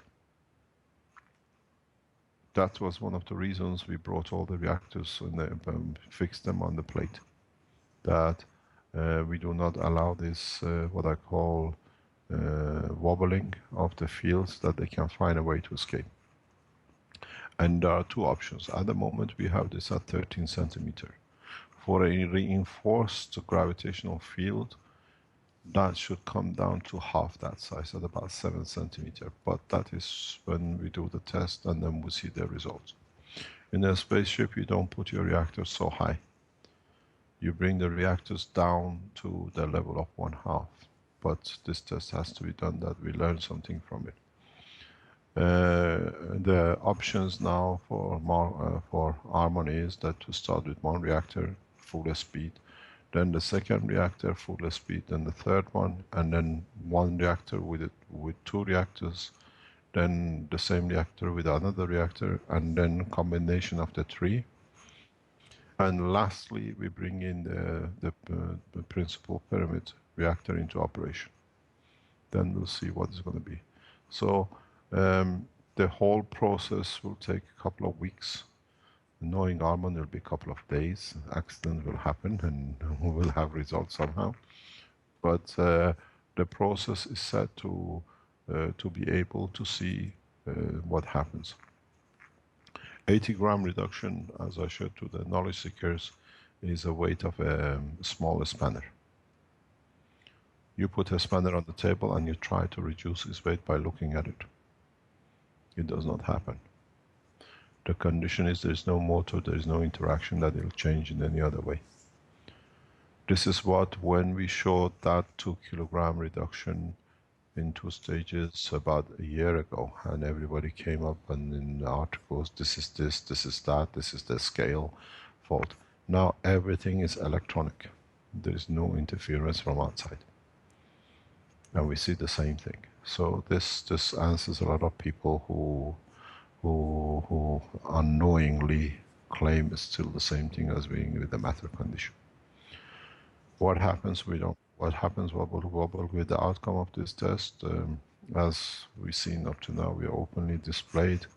We are not afraid of failures, and we didn't go since last Monday shouting we achieved reduction and we have videoed it. Today is the time. The man who's done it, he can explain what he's done and what he's set up with it. Hopefully, if the conditions are right, we will see interesting results. And hopefully, if the conditions are right, we will start seeing the magnetic field shielding very easily in the lab. As I said to Armin and Marco yesterday, we were standing outside. The frame is on mounted on another frame. If they achieve what they have to achieve, they can jump on it. So they will be the passengers of it. Because this can only move about 15 centimeters up, and then due to where it's locked, it will lift the whole frame. But this might not achieve, but then they have to change the gas density within the side of each core. The interaction of the fields is that the 3 base reactors will set the scene, and then the 4th reactor, the principal reactor on the top, will dictate the position of the field till it finds its position. When you turn on the principal reactor on the top, then this reactor will start pulling up the field which is created between the 3 at the bottom. And this field, as it gets pulled up, has to reach a point. At a certain point in that middle, sound is gone. Hello, can you hear me? It shows okay in my live stream. Can someone else let us know in live I'm here stream too. whether it's okay? You heard it? Okay. So what happens when you turn up when you turn on the top principal core? You start pulling the field interaction to the top till the field reaches a point which is gravitational magnetic field is equal or above the Earth gravitational magnetic field, that you will see the pull or the push. If we reach a full gravitational magnetic field balance, the first thing we will see will be the rotation vibration of the frame. The frame will vibrate. We'll start seeing vibration because it's trying in total to find its balance in respect to the Earth gravitational magnetic field. The next step we should see is the flash of light, where the 2 fields establish their barriers. The third stage we will see will be deciding if the gravitational field is going to be descending or ascending. If it's ascending up to 50 kilogram, we can tolerate on the, if it's descending, we can see it up to 50 kilogram weight increase on the scale, we can shut down if we can't handle it. If it's ascending, the whole frame will move. The box formation you see is a box formation more or less we had in Tehran when we achieved the first lift. I jumped on top of the box. As I said to the knowledge seekers, when they achieve this the first time, the acceleration is unbelievable, and it happens every time you see a lift. It never changes. So we wait and see what the outcome is, what we have to change. All the systems are set to be strong enough to interact with the gravitational magnetic field of the Earth. One thing we have noticed that we put these reactors just to be as they are stationary yesterday, and we have seen a full spherical symmetrical plasma in X, Y, and Z. It's more or less totally spherical. There is hardly very little difference between them. So if we can follow the same pattern and reach the gravitational magnetic balance, then we see the motions what we're expecting to see. As I said to Arman, everything has to be recorded. We have a small handicap in this situation in the lab, is that we have two more sets sitting next to the reactor inside this set, which clearly, just by putting the shield, we haven't blocked all of it, because fields find a way to go through. But this is a way you operate in the open space. You have Earth pulling, you have Mars pulling, you have different fields pulling you, so you have to dictate where you want to be. The whole process should take us about 2 weeks if we are correct by the time Arman does, because now it's more or less calibration. Every speed change has to be recorded, every interaction has to be recorded. We even, yesterday Arman blocked the light from the windows that we get no field pressure from outside. So it's very much this constant, what do you call it, magnetic field balance in the room. The most important part of this test is, if this works, then you can locate, you can put this container on anything and it will fly. But you have to be inside the field zone of it. It's an exciting time, but I think Arman will be there to show us what's going to happen. We try to record everything we can, but at the same time we got to see what the system allows us to do. I see problems coming up, but sometimes these are not necessarily problems, but you overlook things. But if we achieve what we are setting out to do, if the field reactions are in the right direction, the reactor will move and we'll see the shake, vibration shakes.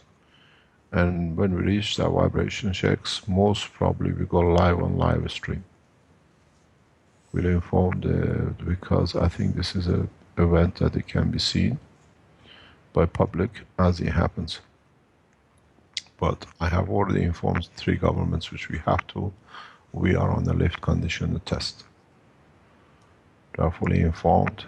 But if we achieve any changes which are radical, we will go straight away on live stream. It'll be live, whatever you see, we see. We are not ashamed of failure, but at least if there is anything, we all learn together. I have received clearance that I can go live, so if we achieve that position, we will inform all the, what do you call it, the authorities responsible for the space above the center. That is a no-go zone, but that's to be tested. Then we do not know how we interact with other systems in the space around us, where we're going to land, what's going to happen. Then, as I said, we need the we'll see where we are, what happens, but it's too far to discuss, to decide, because no test has been done on the GANs before.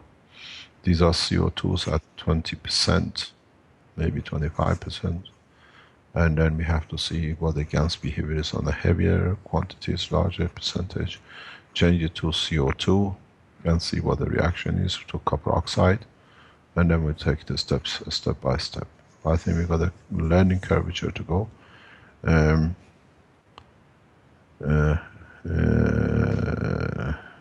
I wish we could cut Marek out. He's so bitter about his own life. So we put this out and we see what they can do and how they can, we can find a condition which Armin is single-handedly creating himself. We have reached the 80 gram weight reduction, and we'll see if we can go further. So further with the whole process with 3 reactors or 4 reactors, or the 80 gram with this system is the boundary. Any questions?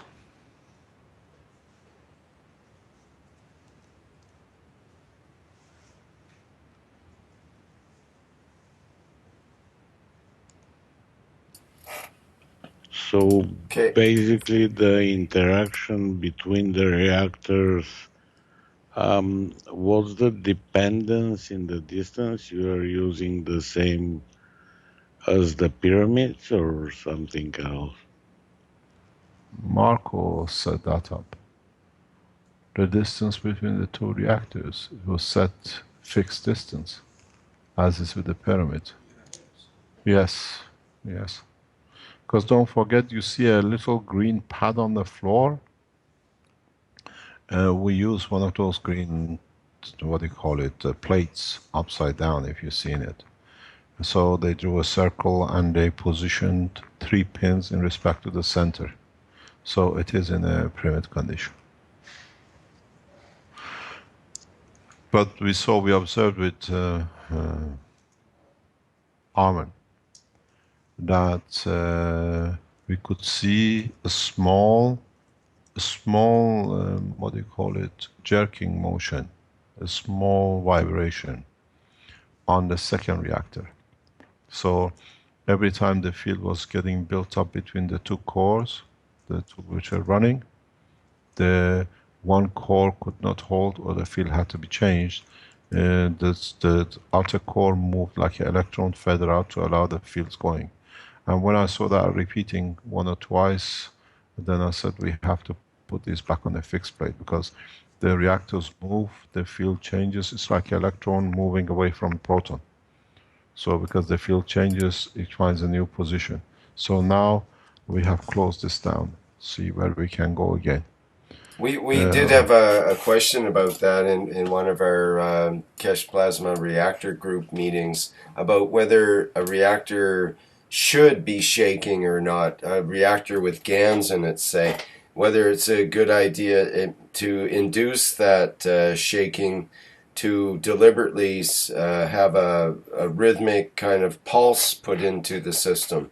But you're saying that it's better not to do that, to keep it as centered and not vibrating as much as possible. Is that the idea? That is the whole idea, yes. Because when you have you got to go back to understanding of the rotation of the electron around the proton. Why electron moves. I explained that in the book. As a gravitational magnetic position, because the plasma of the proton is dynamic, like the center core which is hanging. It's not going to be all the time the same, even it's in a constant rotation. It's different plasmatic mass inside the GANs, they move.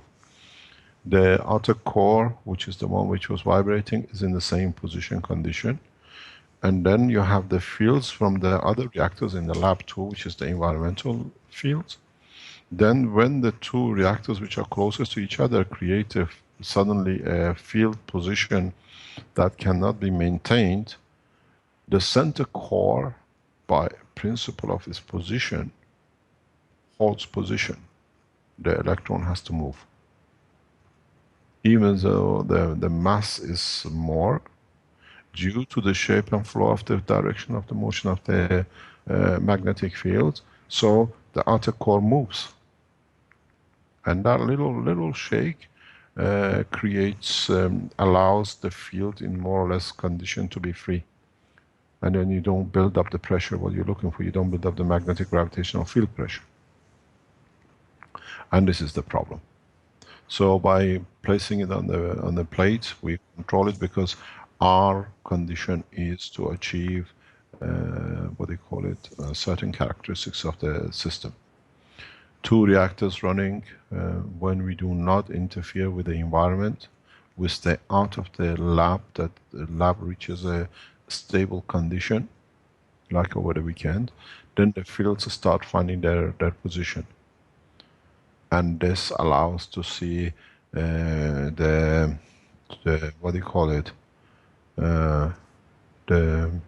reduction in weight or interaction of the fields together. This process gives us a lot of opportunities to test, but testing the shielding, testing the weight reduction, weight increase, testing the positioning in respect to the other reactors. Once we establish the whole setup, I presume we'll take this frame and we'll place it between the star formation 1 and 2. Then this becomes like an electron shared between 2 systems. And then we see this the behavior if the gravitational magnetic field is the same, because these 4 will behave as one cluster, as one electron, in respect to 2 molecules. We have a huge opportunities with this system. We can test a lot of things with a system like this. There is a question if we can raise or extract energy from this. There is a reactor getting built by, it's getting adopted. It was brought in by Arman. Now we're getting adopted by the Italians. That we have placed a center pin with 2 rings outside connected to inside and outside to measure the energy extraction from the GANs inside the core. It's the same, it's exactly the same, but it's made of aluminum.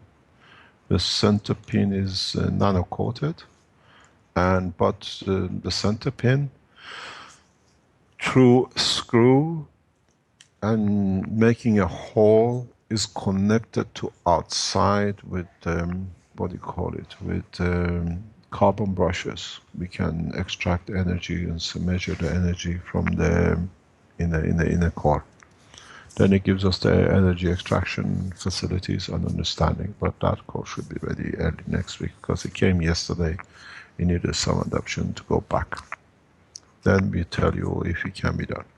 If the question was if we can extract energy from around the reactor cores, yes, you can do. We have a system which been built for a smaller core, but in fact, if you can put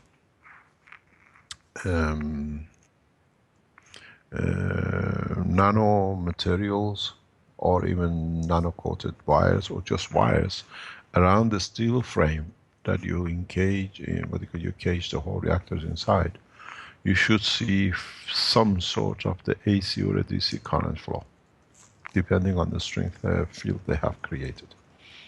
It'll be very interesting if we can place one of these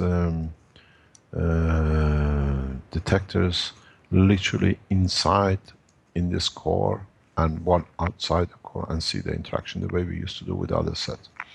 But that has to be to be done in a later stage, because we're using that second detector inside the cage of the star formation one. I presume if we can achieve magnetic field pressure, as these reactors are fairly fixed and in a way strong with their own system, we should see movement and motion in the other reactors, that they react to this reactor's field. It's a lot to be learned, it's a lot to understand, and it's a lot to to add to the knowledge. Any other question? I was wondering if there's any questions from the GoToMeeting crowd there. I was wondering, is this movement within millimeters, centimeters, tens of centimeters? It's millimeters, millimeters. No It's more. very, very, very, very, very little. It's very, very little. Don't forget that if you look at in one of the star formations, where is the black core? The black core is in the box, or is it outside the box? It's outside. We created the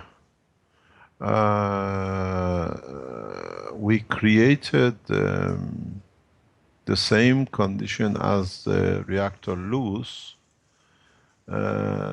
in the black core. In the black core, the inner core was loose. It could move. We knew that from the beginning when we set it up, that this reactor will take pressure, and when the pressure is too much, it will move and let the fields to flow out. And that was one of the big points of this system from the beginning. We knew it. So we seen the same thing. The motion of the electrons, as we call it, the outer core, was the same way, by moving, allowing the change in the fields to not to be absorbed by the structure of the two. With this setup, we have overcome this. Now we see what's the next step. What is going to be the conditions? If you look, we try to set the detector that does not go over the reactors, but somehow looks into the center core where we presume the fields will be. The interaction field, the sphere will be. Then we'll see what happens. Then we'll see what criterion we'll see. Before I'm gonna start testing today. We will go into the test phase today because it took a couple of days to place these things on, and then corrections and rebuilding it. It took and Mark and John 2 days to get this set up. That I have suggestion about it. You can use a second pipe which goes wherever you want into the reactor, and you can put the sensor inside the pipe. So you are able to measure the magnetic field inside. where? On the reactor itself, there is a motor on one side, right? No, The we don't. We other, took the motor out. There is no motor. yeah, no matter. You have only one side with a pipe which goes in the middle. What do And you mean by the pipe? The shaft, you mean? Okay. shaft or whatever it is. From the Yeah. Now I other understand. side, which is available, you can have a hollow pipe inside and put the sensor, the magnetic sensor, inside the pipe. So you will measure the magnetic field which is inside the reactor. That can be done in the next stage to find. We can't go inside the reactor. Impossible. These cores are too small. We don't have micro cameras or micro detectors. The only thing what we can do is what we did before. Put the environmental detector, the black one you see now, as where it is. Bring out the small field detector which is in the cage out, and in a way connect it to or position it to under the center bridge where we expect the field interaction be, and measure that area. But at this stage we are too early to go to that point. It's something we considered. We even talked about it with Armin yesterday, that we attach the detector to one of the metal frame, the sticks which you see, they're holding the frame together. That we are inside, we can see the operation inside. But we have to see first what this process brings us. This is understanding behavior first. The point is, Armon starts with one reactor at 500 rev, and then it goes to 1,000, then 1,500, all the way to 8 to 10,000. In his test last or this week, he achieved 1,000, then he went to up to 10,000 in the center core. When he added the second core, the field pressure on the second core would not allow him to go, was it 4,500 or 5,000? He couldn't go any further higher. 5,000. So the interaction between the cores was putting pressure on the motor, because all the motors are exactly the same. They are connected to the same power supply, they are exactly connected to the same brake system. So the pressure between the two cores will not allow the fields to go above 5,000. When we put the shield on, you could go above. Am I correct? When we put the shield on, it could go up to what? It could go up to 8,000-9,000. So the field interaction is very clear. But it's trying to understand each field in respect to the other one, and then trying to understand the interaction of one reactor with the other reactor and interaction of the center reactor. We seen things, the reduction in weight was obvious when we put a shield on, and the rotation could be changed to the limits. And so now what we got to see, if we can repeat the same thing, we bring one reactor on, we bring second reactor on, if the field forces dictates the maximum speed or the energy which one allows to be rotated, and then when we bring the third one, do we get the same pressure from the others? And then we have the fourth one. If the bring in the fourth, will limit the speed of the rotation in the other 2 or 3 reactors at the bottom. This is all to be learned, but then we'll see how the interaction comes. But the beauty with the way it's been set up is that we can loosen the pin and literally lower the height of the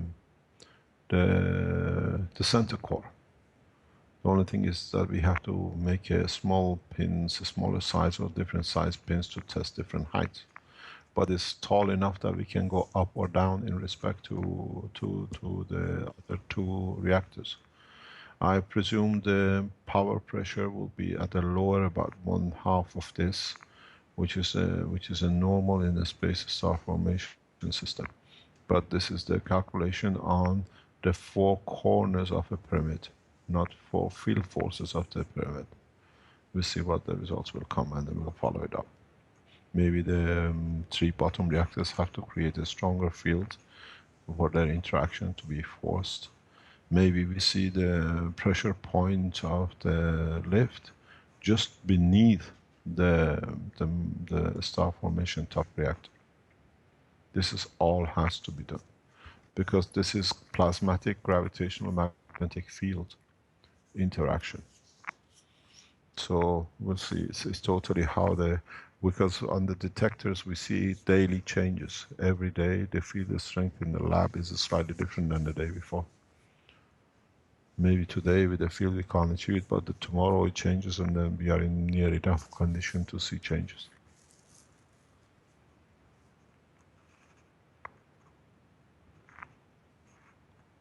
Any other question?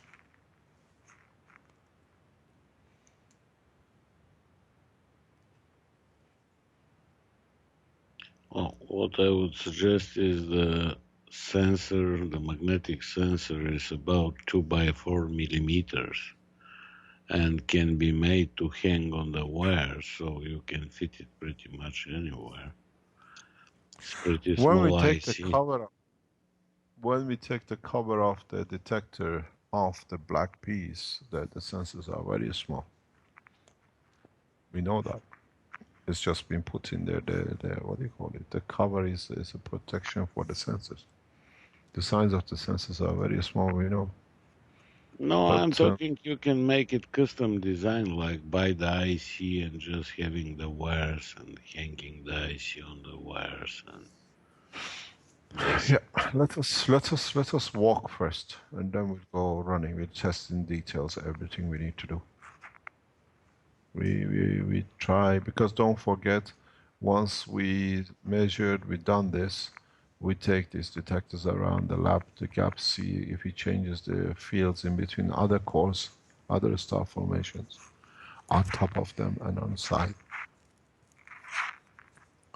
We have to see, literally take these detectors to other side of the building and see by changing the speed of the field, we can achieve change of the field immediately on the other side. And then after that, we have the control system, which we have to develop for controlling that wirelessly. There's a lot to be done.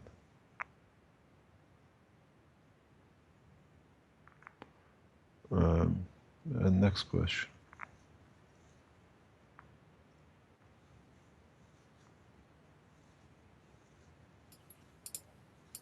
Well, regarding a magnetic field, there was one question that just popped up from Marek about the black sensor is not meant for measuring such small magnetic field. It is to 1 Tesla range. The detector has got adjustment computerized. We adjust it to what we want to measure. And I was going to suggest, what if you get into high magnetic ranges? Then that would be the appropriate detector, would it not? In both, we have two sensors. We have one for low and one with high, but you have a what do you call it? The scale of range you can work on any range you want. But the outer one is, I paid for it to be built for a stronger field, and we paid for that one to be made for a weaker one.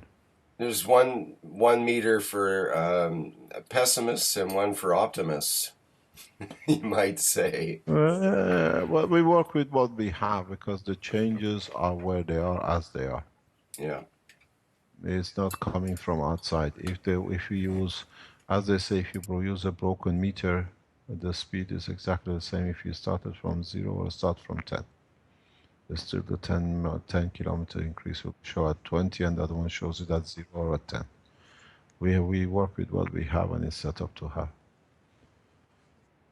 These stronger, what do you call it, detectors we bought is mainly bought for medical purposes. When we come to the medical device development, then we show why we have this stronger field detection. This is beyond the understanding of the people because to them it's just what is on the table. These detectors have a specific purpose. I was going to ask, is there any work being done on other types of detectors, such as using GANs as a detector to detect the GANs plasmatic fields, or using similar materials as the nanomaterials as detectors for the nanomaterials, that sort of thing? That you can do this. This is a discussion which I was writing a link to our Chinese friend, which start testing things in China. Still on my computer. You can do it two ways. You build multi-layer GANs material, which their field interaction with their field interaction because the same. Then you measure the current flow between the two. It can be done. It's easy to be done, but at the moment we have to do with what we have, and then we go to the next development. As I said, John is here. I said it at the beginning. He said after being here 7 months, this week says, I just start understanding the field of plasma. We're just trying to understand. This was a lot of assumption that I made that a lot of people understand or by reading the books or making things they understand the principles. That's why these workshops are important to go back and open up the conditions and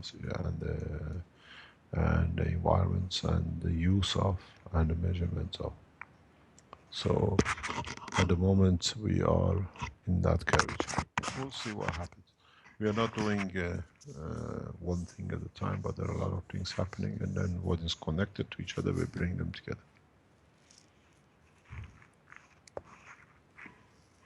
Any other question?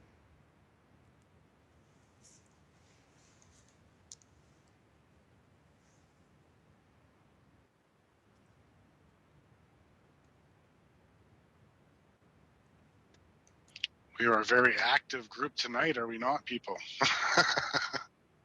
It says you got Is it 65 that early viewers in the on the morning for rest. some people? I don't understand. No, it says you have 65 people live viewers, so they must be all asleep. That's a sign that more people are catching on.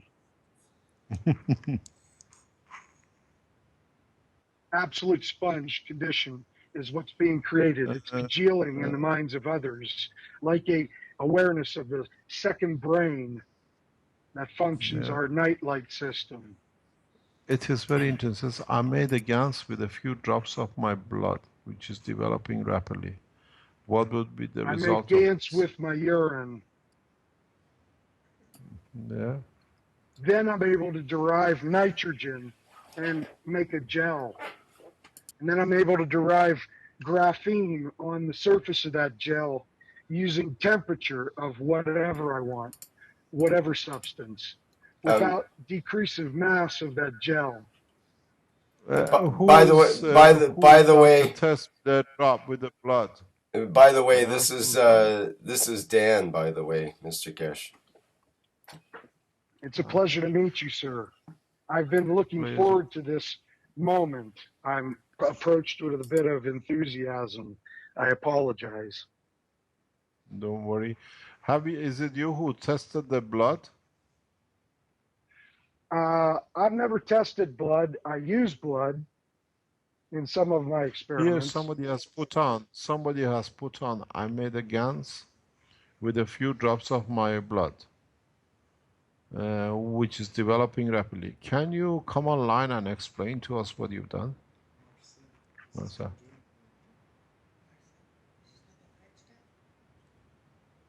It says, Marcel,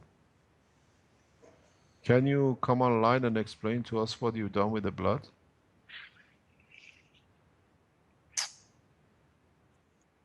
He might have a Facebook page or some link. Someone can give me the link. I can put up some pictures.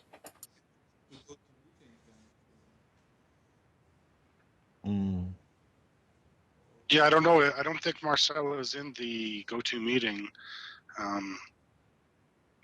Mr. Kesh.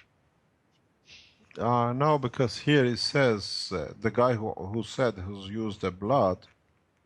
Yeah, it's in the live stream, and he might he might have a Facebook or other way that we can show the pictures that he might have of GANs and so on. Yeah, I'm not that fast. He said, okay. Let's see what it does. It'll be nice to see the pictures. If you send us the link, we'll have a look at the pictures. What you made with the blood.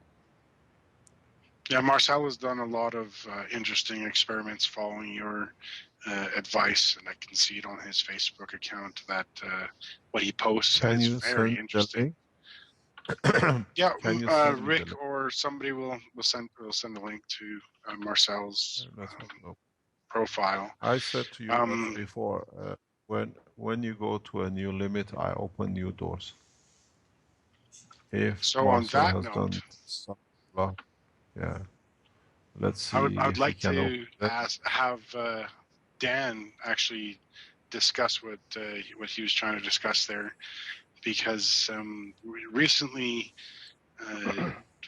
he found us, or we came together, and the integration of the understanding is very, very, very easy. At least for me, it was. It's describing the exact same thing with just different terminology, and I'm sure you know what that is about, Mr. Kesh. So, with what terminology? Repeat. It's just a different terminology for the same information. if you know what I mean. Okay, So I'd we are like to here turn to it over learn. to We're all And students. an adjustment of nomenclature that mimics a second non-elemental but plasma table that results in our elemental table. What you mean? Can you explain? Yes, I'm taking a sip. I'm I don't- brushing off the interim first meeting jitters. Okay. I've created a theory of blood. I've collected many different bloods of many different animals from around here for the past 6 years. I've got a friend who traps animals for a living for the state game institutions, disposal and the like. He does these blood transfers continuous. He makes these semi-sterile box collections and sends them to the state, and I have access to them. So I have been able to look and see the reactivity states of the different bloods from animals. And red bloods, like you mentioned, have iron content, and other colored bloods have different content, such as phosphorus, and phosphorescent algae in the oceans. Okay, it's the phosphorescent algae in the oceans that actually give the surface capability of the total volume its salinity shift and change between the different cubic arrangements that are saturated in the ocean waters.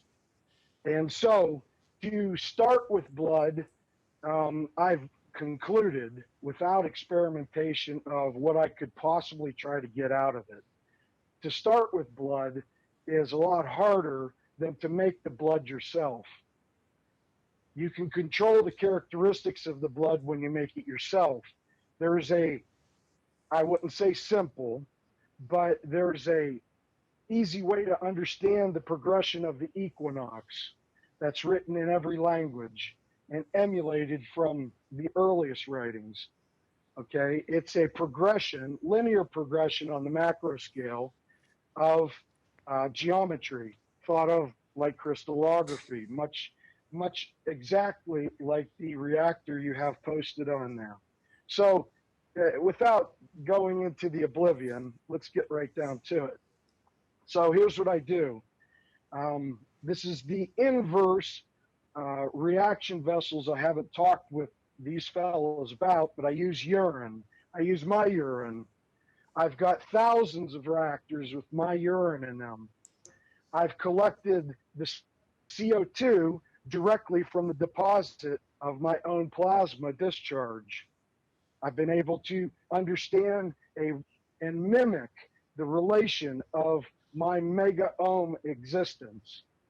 And so, since I was creating all of this, I speculated to place a very quite simple open reactor incubator, and I've created a nitrogen gel.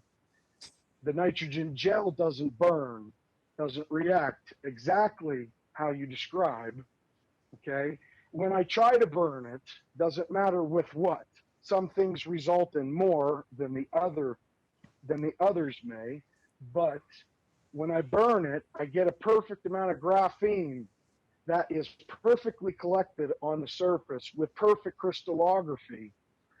Okay, it's radiantly binded, just like diamond crystals. If you took a diamond, a natural diamond, you took it and you bent it, but you didn't break it. Is the inverse relation of how I understand it. So there's a progression in this to make the blood. So the rest of the reactants in my reactor are titanium dioxide is the base. It was flocculated, so I obtained it as a nanomaterial of itself.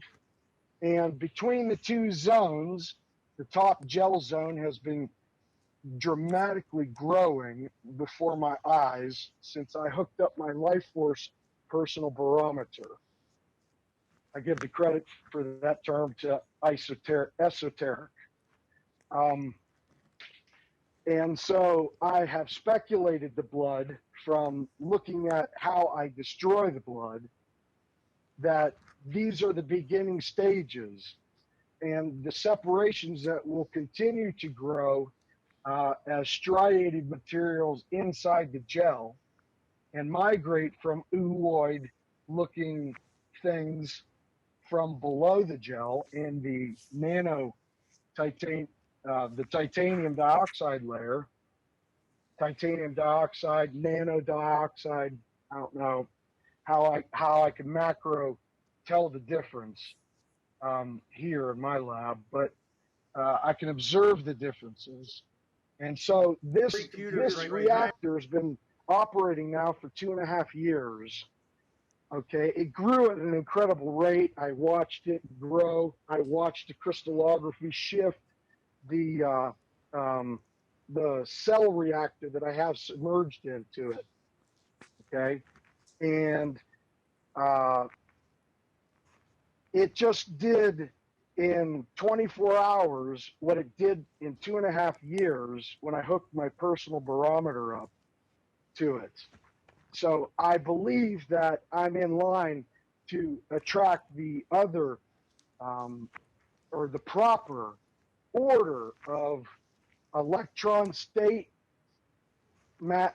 electrons to collect in order the proportionate 5 proportion rate to make blood.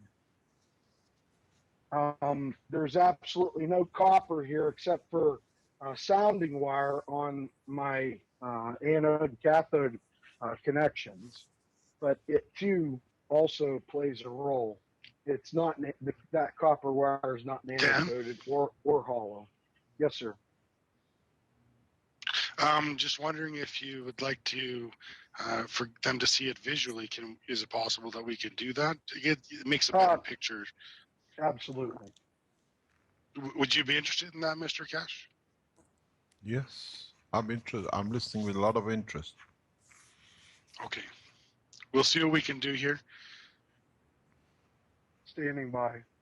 Just, share your webcam, please, Dan. I had to turn it off before. Okay.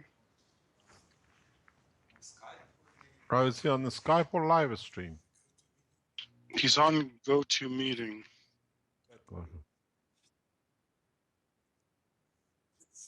GoToMeeting? It should show on the Skype and the GoToMeeting if we can arrange it properly.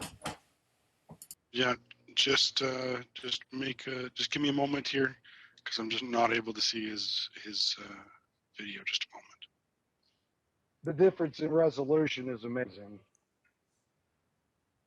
I have 2 reactors I would like to show you. Briefly, if you would, sir. Just let us get the pictures first, please. Just give us time to be able to see.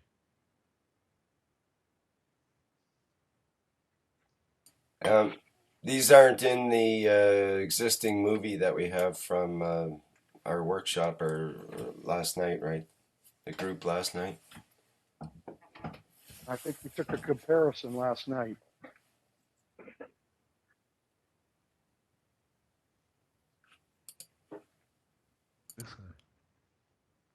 Sorry, it's just going to be a moment here. I'm trying to find the window. Let me adjust my camera. I can't share it yet, Dan. So maybe you can just talk a little bit more while I try to find that tab and window. Okay. Dan, if it's part of something we took a video of yesterday, I could maybe bring it up. I've got the 2 videos that we did of last night. The other night there was a video comparison to the, I don't know, that's Vince has that ordered up. We see something here. Can you go back on that? What is that one there in the background? Is that the one he's showing, or is it a different one? Yeah. Is that live on the live stream? Try again, please. on the live stream is a part of a movie that we showed last night, or was taken last night, of this is your personal, what do you call it again, Dan? The Barometer. barometer, yes, sorry. Personal barometer. And also the part that goes with it that you put into the ground to ground it, or to set up the field connection. So I've developed field detection. Okay, I stuff. found it. So just one moment here, and I'll share the screen, and then we should be able to see it right on Skype. So there should be no problems with that. okay. Should be ready for that, Rick? Yeah, I can switch over to that. Let me know when that comes through. Okay, that's happening now. It should any minute here. It's through on Skype. There it goes. Okay, it's on live stream now there, Vince. We can see it. Mr. Cash, can you see it? Okay, perfect. Yeah. Yeah. We're live? Yeah. Are we live? Yes, Yes, you are. Yeah. Okay, very good. Okay, before you, let me get my pointer. Before you, I have a PTFE jar, okay, plastic donating hydrogen to the system. Above the system, you'll notice there's a cell, and it's the Leaning Tower of Pisa, and I can't get an accurate description of the crystallography because it's touching the side of it, but it wanted it to touch. This is a gel that's been growing in it. This is the personal barometer. Can you hold the camera steady for a second that we can see clearly? You move too fast as a digital camera is getting boxed. Okay, now explain what we see. This is a personal barometer. This emulates me and my life force. It's a vacuum inside of a vacuum. And inside the condition of my shop, which is conditioned, also, this is actually representative of a clean mega force. Niobium tubing, the niobium between the these 2 points is nano coated. It outside only. It's open at both ends. The copper, I'll disconnect it.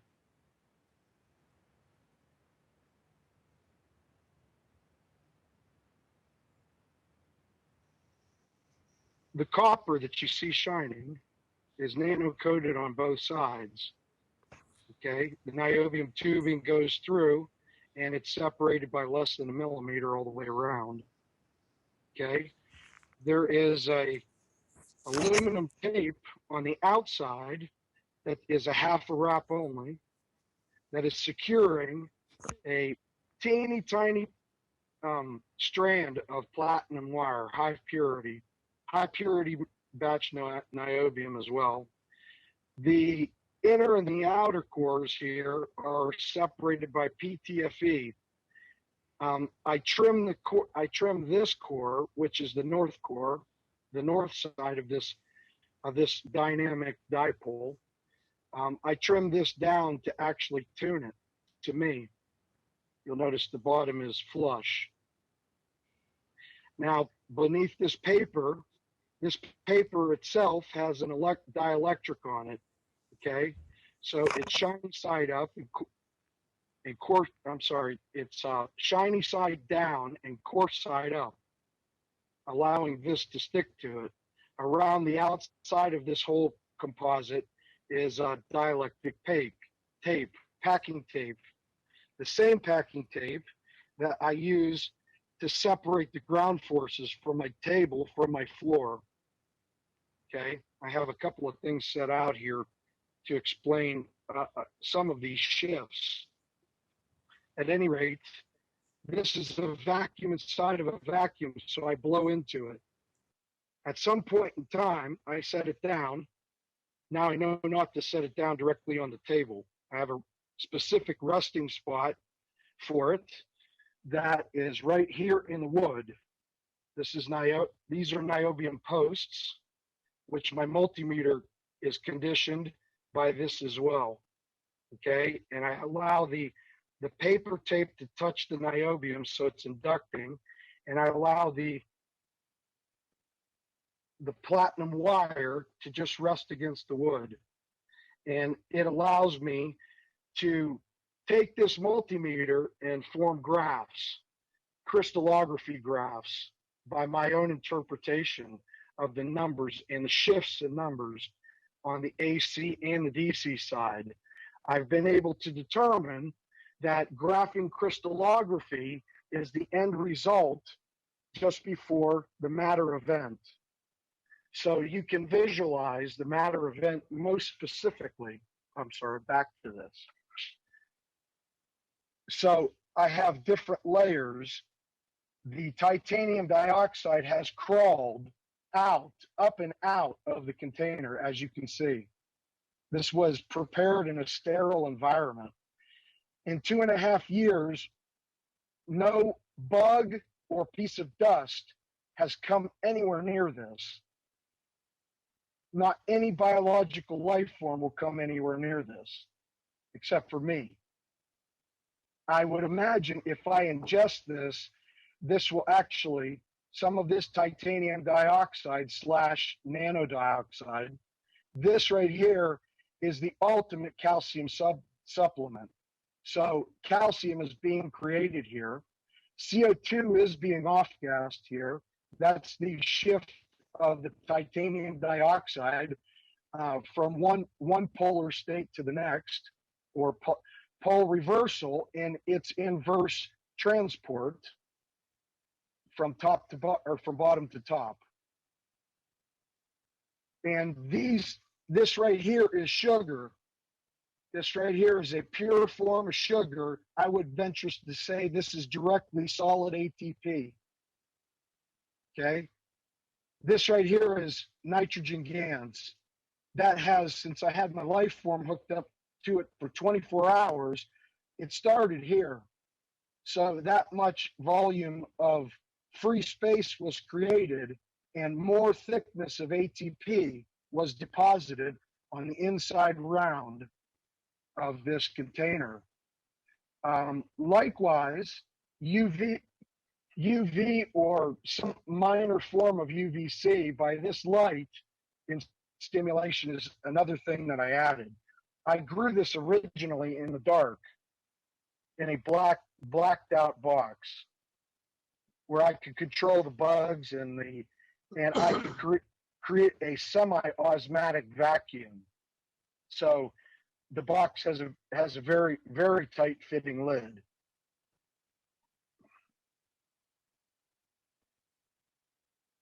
And these are the building blocks for blood and bone and brain and eye and liver. This is me. This is a clone of me. And this is the nitrogen, which actually is the nitrogen GANs, which is actually the second component that stabilizes the CO2 GANs. CO2 GANs can be anything. It can be used in any power state. And I use the word power lightly, just because I come from old industry like everyone else. But power is not power on these terms. But it's just my observation that this, along with, let me grab one of the complement reactors, and it's just presence that allows this inside of the fifth box. It's a box inside of a box inside of a box inside of a box, where the other moons and the other star, a part of our system, along with our moon, already kindly control the scenario for us to be on the verge of creation every second of the day. Okay. I'll take this reactor here. Let me take off the blindfold. Give me one moment, sirs.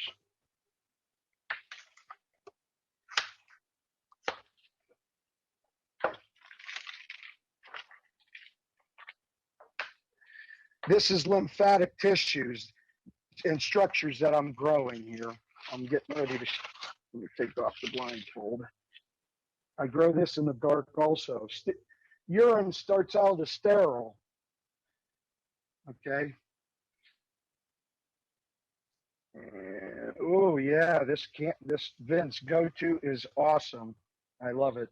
You're looking at lymphatic connecting tissues and lymph nodes being created in this bottle, simultaneously and proportional to everything in here because of the reactive environment that I've arrested inside of the box of my shop. Projecting fields, outer boundary fields, about 1,000 feet away, and I have a molecular sieve, if you will. Again, matter terms, but we're not dealing with matter. I have a sieve, a plasma sieve set up that beelines the exact state of electrons that I want to collect on the surface area inside my shop and everywhere else that touches the surface area, the floor, and so on. And I know, being here in the cold, I know what differential temperatures of concrete below your feet, how to read those. Well, I can't explain the reason why my floor doesn't get cold in the winter. Now it gets cooler, but it doesn't get cold. Okay. And when I realized what I was doing to tune my shop, the outside box, messing with the moon, my fifth and fourth box of condition design, then I realized that I was wicking away radiant energy automatically, and it was collecting on the inner boundary bubble that circumnavigates or circumvents, depending upon how you use it, over top of my shop. So I'm sitting, and my shop is half of a dipole. Obviously, it extends below me just the same, but I've got a question mark there, so I don't want to talk about below their surface. Not a question mark, more as I'm not ready to talk about that stuff yet. But this tissue, I grow it every single time. This tissue resulted in, I don't know, 12 hours. But it's inside my shop. I've conditioned my shop. So I have a number of other reactors that are all related. Okay, I don't like the word force. Again, that's about matter. But this is my star system. I call it a star system because I like to say it's in similar terminology with yourself, Dr. Kesh.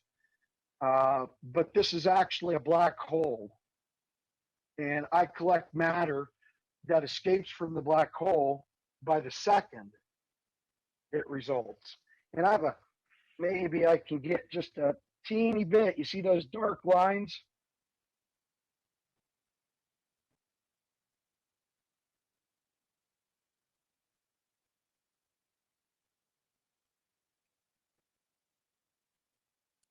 Hello, can you hear us? I think we've lost the connection. Oh, it's back. Keep it sealed. Hi, Dan. Dan, sorry, we just lost your connection there for a moment. So can you say what the dark lines are again, please?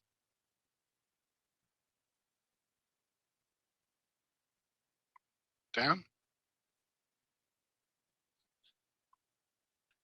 Can anybody else hear me? I can hear you, Okay. but we can't hear Dan right now. Decrease. Oh, it's coming Dan? back. Yes, sir. Yes, sir. Sorry, we lost you back where you were talking about the black lines. You cut out there, and then we haven't been able to hear you since. Okay, I'll back up. This black matter that you're seeing are nanomaterials. I'm always cleaning them and collecting them from the outside. When they're done, they come through that 4-lock seal. Okay. Now, this is an environment that's under vacuum, very subtle vacuum, less than -1. Okay. And these are not things that come and stick to, these are things that are leaking out of. Now, this is a 4-lock Teflon seal. It's a poly tube. It absolutely 3-dimensionally locks this poly tube in every way. And I haven't been able to attain enough compression to actually keep this seal from leaking. Okay. There's a sonic transducer in the bottom here. It adds a little something. And that's my direct collection spout. This is the external. It's a 4-foot tube. This right here is to add interference like radiation, this fan. Okay, it's a 0.48 amp at 12 volts fan.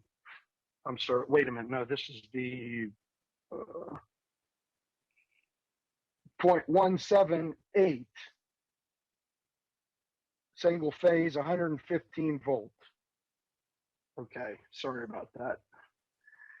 This right here is in combination. This reactor here is in combination. There's feed and collection capabilities from here, and I have the reactor active right now. You'll notice there's no sound because the vacuum pump is off, because I've already achieved stasis that I was wanting. I did achieve stasis about 10 days ago.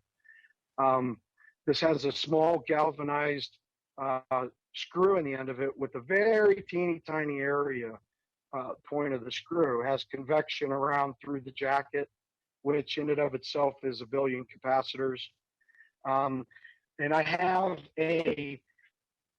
a drip set up that you can see which stages the layering between the just a good example of layering and differences between materials. Let's see if I can get solid. Let's see. I need more light. Titanium bolt that goes through it. Okay, and this is tied in and flows into that reactor. This is a recirculation loop on the downstream of the vacuum. This ties in. This is a vortex capacitor.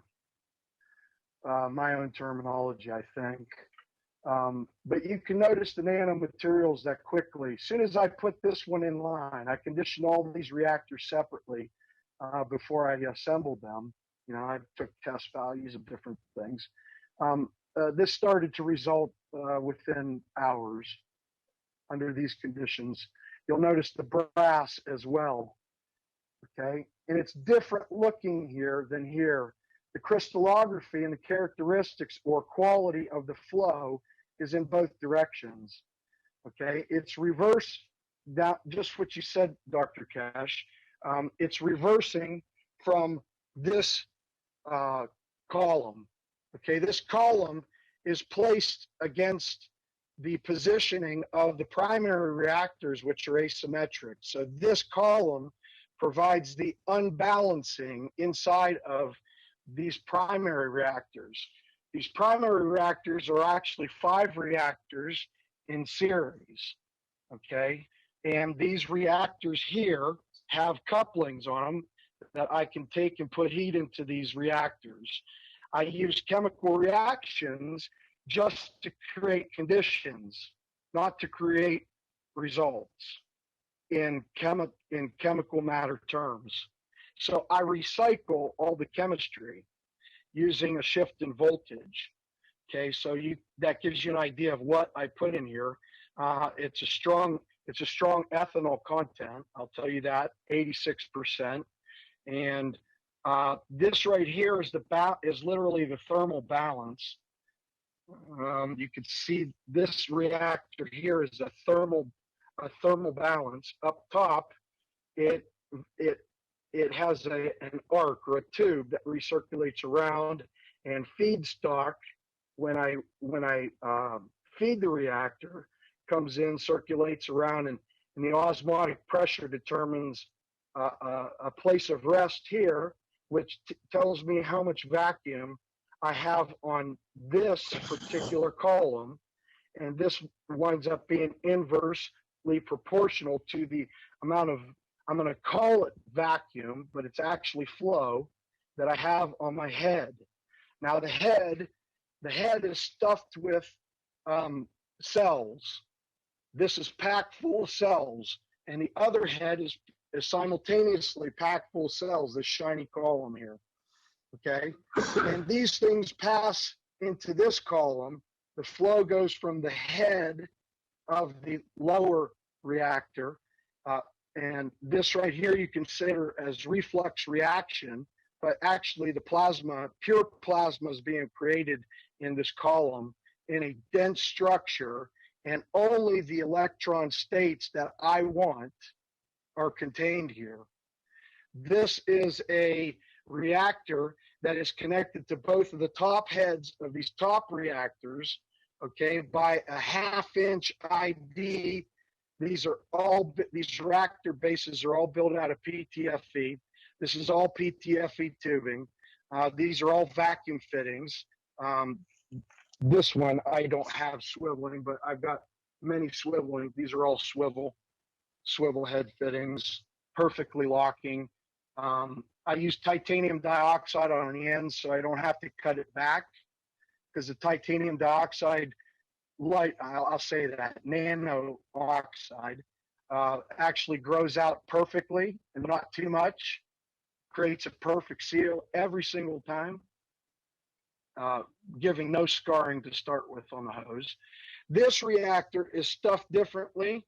I do have some different shapes of different composites that I use as base material influence over my geometric crystallography design. Okay, and those effluents, they wind up down here and they come around to here, and they have to battle a slight up incline, and they go into these fittings as well. Okay, from the effluent it travels down all the way to the bottom. Okay, to here. All right. So I run this. When I feed it, I run it, and I run a head that bubbles all the way up to the top of this fan right here. Okay, so it's a solid bubbles, and then you can see the point of influence at just a small distance below the nozzle, where there is zero cavitation from the flow. Okay, so I vacuum the material up out from the top of this. It goes down through this, which is a magnetic lock. Okay, that's its capacitance function. As magnetic lock comes into here, you'll notice that there's vapor in here because I have live reaction going on, actually suspended state reaction. This is my output from here to collect the materials that gather here. Okay, now the flow the vacuum is at the top of this column. So the matter flow is in this direction, up and out, directly into the vacuum pump. So my vacuum pump is conditioned and is a part of the reaction. Not only that, but it is a reactor also, and I look at it as such. I'll get to that. Not just look at it, but I use it just like that. Okay, and this magnetic coupling does not allow any vapor to be sucked past it below 175 degrees. 175.1, and you have vapor escape. Doesn't matter what kind of vapor. It can be alcohol vapor. It can be some other heavy things I don't want to talk about, but I've got to, I adjusted this so they didn't result. It's taken me 2.5 years to build this. I started building this simultaneously of functioning my urine and that single batch function reactor we started with. Okay. Now, the top bucket is a feed reactor. Okay. It has a vortex shape inside of it. Okay. That's coated. It spins, but there's no motor. Okay. When I add heat here, it spins. The liquid inside of it spins. Okay. Inside of this, you can't see this, but there's a hypodermic that sticks down about right here, this base level where this is all captured. It's solid captured. I use all of the principles and have all of the principles measured of capacitance between the interactions of these. Okay. This is a 12-volt pump. It's small, teeny tiny vacuum pump. Okay. 12 volts. I extract 56 volts off of it when it's running, continuous phase. Okay. Now, my reactors are all pushed with 220 volts, adjustable, variable voltage adjustment. And you'll notice, before I get to the coup de grace reactor of this whole set, you'll notice that there are 3 temperature gauges here. The lowest one, the one at the bottom of the pyramid that you see showing 77.5 and fluctuating, okay? That's ambient temperature between the reactors. These reactors are identical in every way of construction that I could physically possibly make them. And you see the fluctuating temperatures between them interactively. Okay, that's radiant. That is the result of the radiant energy of the the step energy between the reactors, the step voltage between the reactors. Okay, now this is the overshot. Let me go back over here and hold still so you can see it.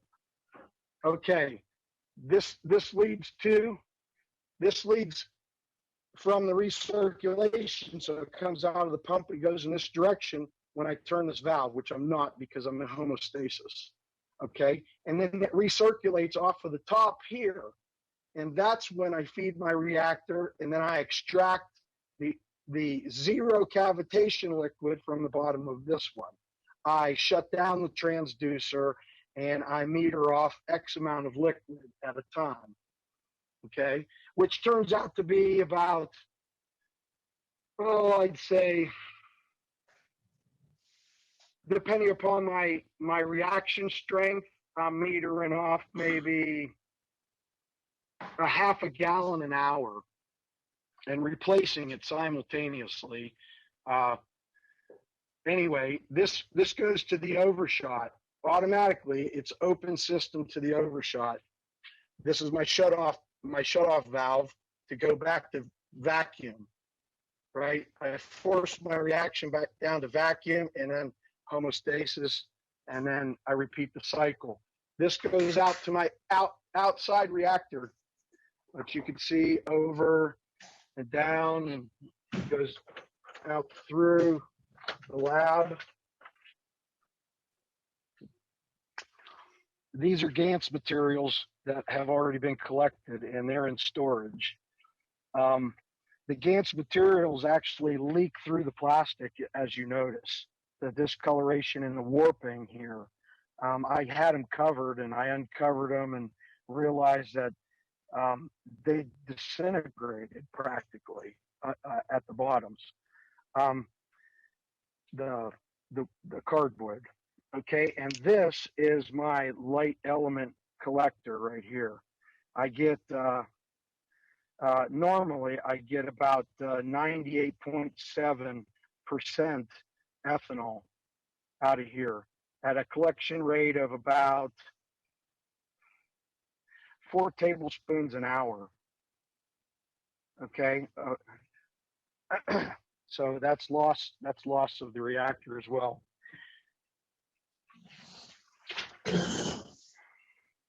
And I've got 3 other reactors that are getting ready. This is one. This is to further capture. It looks like I'm plugging it in, but actually this is a capture device. I took the element on the inside of this and coated it. This is stainless. This is just some ABS plastic outside clamps. This is ABS, but inside that actually touches and isolates all this as PTFE, and then more PTFE off of stainless connector. These are the reactors inside the top twin reactors.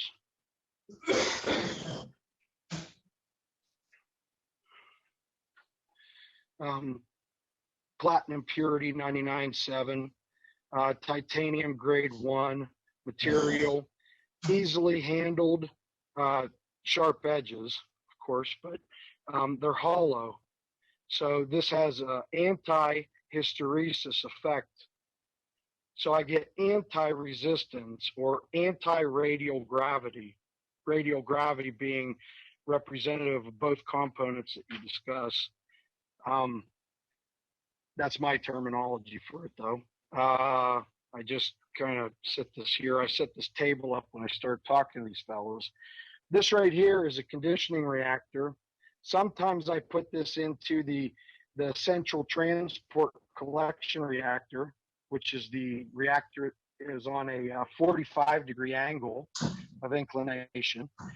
And you'll notice that I produce a flow pattern, a vortex flow pattern, by just a simple set of holes, ideas I got from crop circles.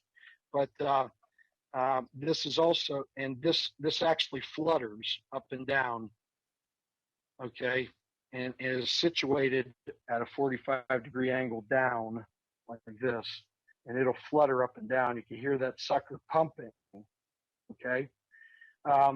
This right here creates a plasma field inside and out, and I imagine that it wraps all the way around like half of a toroid, in an elongated toroid. Now this is all stress-relieved materials. This is titanium grade 5 material. It's cut and prepared a certain way on the edges. Likewise, all the holes are cut and prepared against the crystallography of the outside. These rods are all niobium. They're pinched at the top to maintain capillary or osmotic capillary action continuously. They don't flood, in other words. This is titanium grade wire, grade 10. Wait a minute. No, I changed that a long time ago because the titanium wound up these titanium rods here wound up thrown off the balance. So I replaced them with capillary tubes again, but these ones are open, 4 of them. Okay, and the tuning of this is those rod spacings there, and getting the mass, getting the perfect unbalancing act, producing the perfect unbalancing act. Okay, so I set my Gantz in motion with this when I load the reactor with this. And I have several other things. I have some materials from those other things, but I'm really not ready to show them yet. Gold plated aluminum.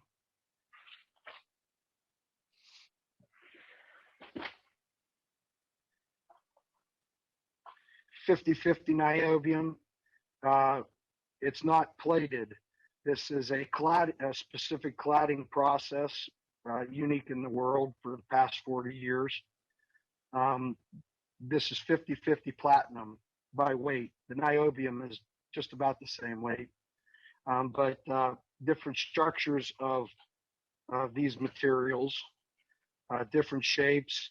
You'll notice this one is a wafer, as if it came off of a roll, and I didn't stress relieve it, so I absorb the energy principle when I put it under stress, and then compress it. These are all materials. This is my outer boundary catalyst that interacts between the third and fourth box zone or boundary. And this right here is my second counterbalance to the fifth and fourth boxes on the outside of the third. This is my inner boundary catalyst. Okay. And these are, I formulated these and had these made, of course. I've got enough of these made for 100 years. I had them all batched at the same time. But same way I bought all my materials, single batches and enough for me to develop for 100 years. But these are my two catalysts. They're base ceramic, zirconium oxide ceramic. There's a teeny tiny percent of quartz crystal in that ceramic mix. Okay. Likewise, I'm building the blood reactor currently. I'd like to show that to you since you have interest. But one step first, this is a mock that I just set up to show what's in my incubation hut out back. These don't enter into any of that. But this right here prepares two different Gantt states and achieves homeostasis between energy states of two Gantses that you could, these are both different energy state Gantses, but you can homogeneize the plasma.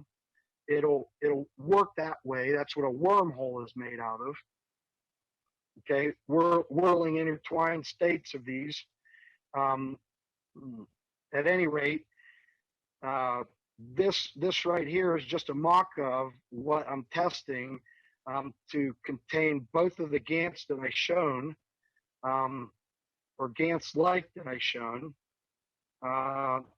for my blood reactor. Now, this is the blood reactor. Let me reach over here and grab it. It's not been fired. It's 10% quartz crystal. Okay, 10% quartz crystal, which settles in my creation process. This is a cup inside of a cup, right? So in and of itself, it has a controlled vacuum inner structure. And the nature of zirconium dioxide is a high fracture nature, and between those fractures are billions of natural vacuums, just the inverse proportional to lightning, which I can actually demonstrate the correlation between these two things with another reactor that I have. I won't take this off because I'm trying not to allow any carbon to enter here, so I store it upside down. It's a reverse. This is like an anti-dipole, the way it's made. It's not been fired. I will not fire this. It will work at adiabatic, non-stressed condition. There are different implements, and I pulled this from just throwaways. These are all separate reactors that never passed muster, so they never got dirty, but they're, broken piece, not right. This is actually the inner reactor. I dropped it, showing Vince the other night. Okay, but you'll notice there's a spike. That's the spike on on that one. You can see in the center, okay? And it's a dome, like the dome of the rock, if you will, okay? And this is what the inner core, this is, again, did not pass muster. It's broken in every way. The bottom tit is broke off, okay? But you see the porous fracture nature right here. This is the example.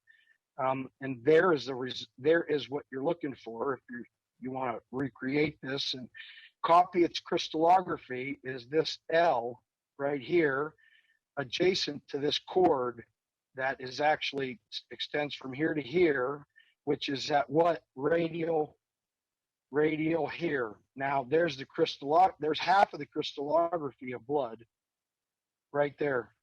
Notice that it almost cracked perfectly. You know, I didn't get the seam right, so this is not characteristic of anything here till you get to this point, and then till you get to this point. Okay, so that's one of the observations that I made, and then I developed another. This is a multiple reactor. I mean, it's a variable voltage, variable amperage. You could put a lot of amperage through it, or you could put and hold capacitance for a tiny bit of amperage, which is developed by the environment. I have a method of nanocoating titanium and also nanocoating the niobium. This doesn't have any of that in it, but the niobium, yes. I'll show you the niobium conditioning reactor. Where did I place it? It's in a box.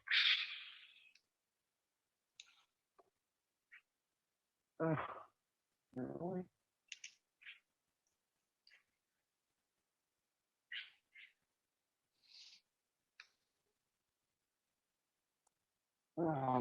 Oh, there it is.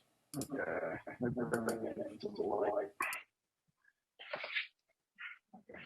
I took this apart to show a colleague and demonstrate a point of physics to him the other day at Texas A&M. Let me get the base.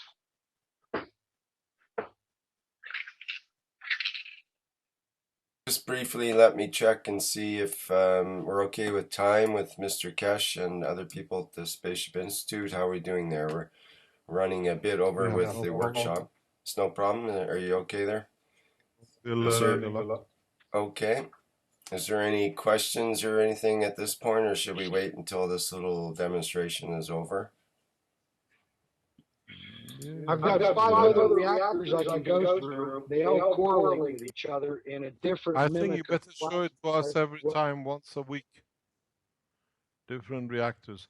I understand what you're doing because my third son is in the same kind of research in his PhD.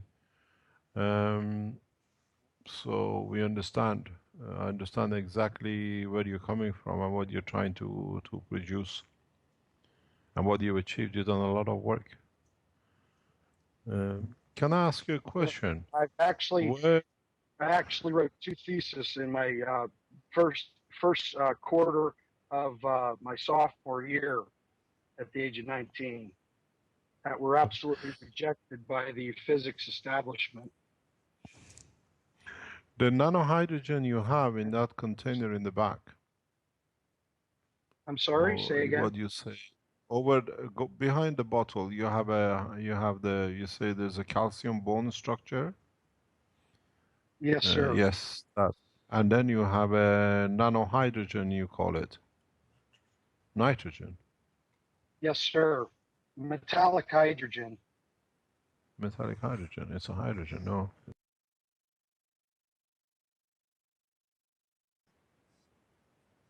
Nitrogen before, right, Dan? Nitrogen GANs. This is nitrogen GANs. It's a gel. Yeah. It's a nitrogen. Yeah, okay. Can you explain the relationship between the The How catalyst can you in confirm here this? is strong in here. It was created in here by itself. I speculate that I said metallic hydrogen, but that's just one potential of the electron hydrogen. It says hydrogen. Then it goes nitrogen at the bottom and hydrogen on top. Mm-hmm.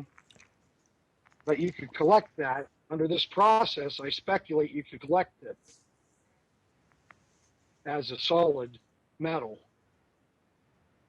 As I a think nitrogen or hydrogen? our bones from imploding is metallic hydrogen. Metallic hydrogen. Can you extract that?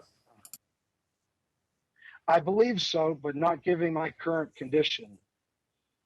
I approach with low tech. I mean, I have high tech materials in here, but I approach with low tech because all of it creates a disturbance in my environment. So I have a multimeter and I literally condition my computers that are in here. But yes, I believe that that can be absolutely extracted with macro function. Now that I just recently, within days, made this discovery of how to make it grow using my personal barometer as the additive mitigating anti-resistant. Okay, that explains the reason why no biologicals come near it and no dust falls on it. Okay. If those are the cases, then your surface oils of your hands, you can literally handle all these materials without gloves. It's better if you handle them without gloves because there's less contaminants that are less like you. And you asked about a correlation between which ones? Between which things, sir?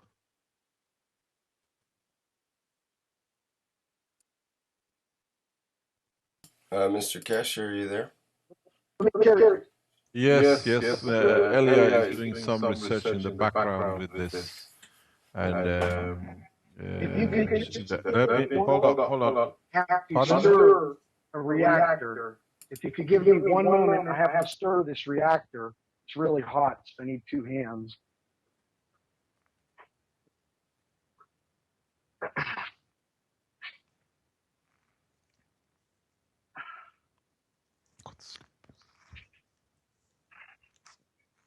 And I have reproduced all of the plasmatic fields that we need to concern ourselves with in the macro.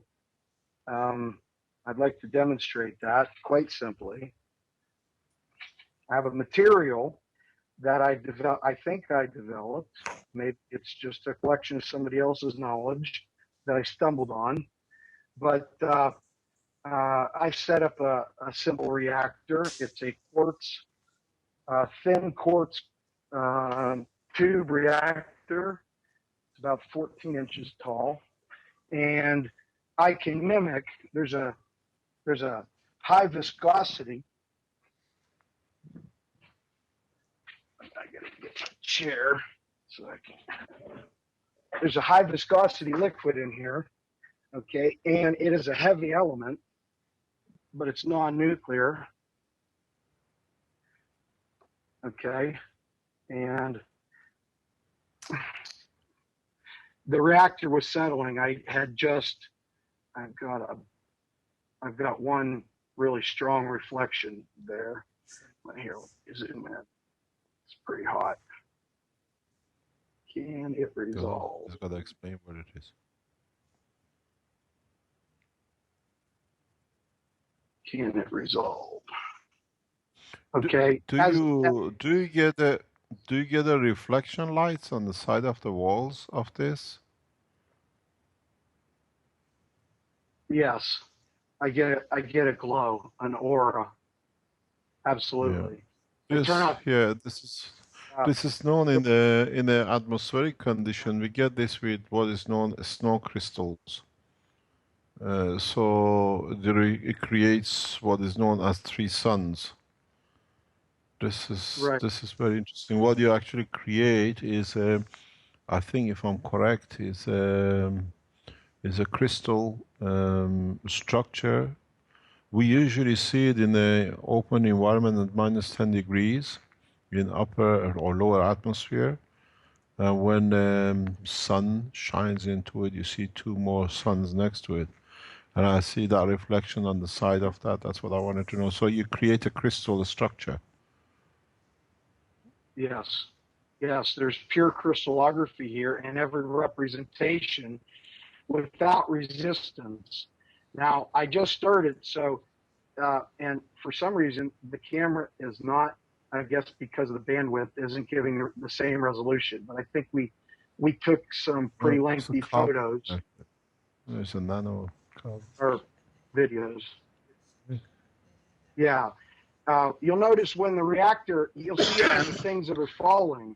They're falling under their own gravity and the gravity of the Earth. Explain. No, you have to. So the different helical convection forces here, and when it settles down, it orders quite beautifully. Let me. I would like you, because of what you showed in the other reactor.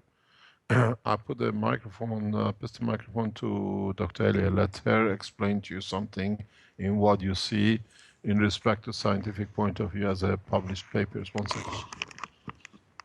Dan, Okay. in the meantime, can you pull that out just a little bit? Maybe it'll focus a little better. Yeah, fantastic. I think it Yeah, damaged. can you hear me, guys? Unless it's the bandwidth. It's probably just the bandwidth, but it looks good. Leave it right there. Yeah, leave it right there if you could. I want to show some pictures. I just searching for the nanostructure of the urine because I just wanted to see what kind of guns Dan made it. And I found out the really good pictures of the nanostructure of the urine. And I want to send you where you prefer, on the Skype, just 2 pictures, and Rick will show to others, and then I will read you some articles My email, for please, also. several sentences about the nanostructure of the urines. What to send you in the Skype? You're talking about the Orion constellation, correct? Yeah. Yeah. Well, I have a correlation here because this reactor Just is assembly. interesting, and Mr. Cage just wanted to show you because it's so similar to the bone structure. You will see now. Just 1 second. Did you want me to stop the screen sharing, Rick, for a moment, so that or are you going to show that on live stream? Yeah.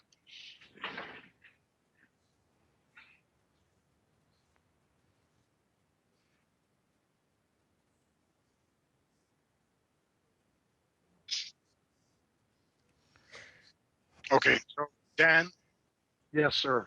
So can we just put you on hold for just a moment? Not on hold, but with the camera for a moment. Sure. So we can get maybe Rick to share his screen if it's possible, so we can see what Ellie is talking about. Is that possible? I'm absolutely waiting to see what she has to say. Okay. Yeah, just I have some. I'm just trying because it's some different application in this new Windows, so I'm just trying to go in other side. Just 1 second.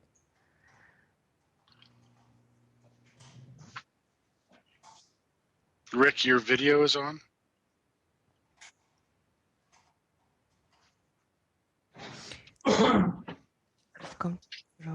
I just to go back, but I understand there's trouble on the live stream chat right now. It gets disconnected every couple of minutes. Go up. I don't know to go. I think we're losing bandwidth occasionally. It looks like. There's the picture when I see it here. You show me just on document. Okay, will be.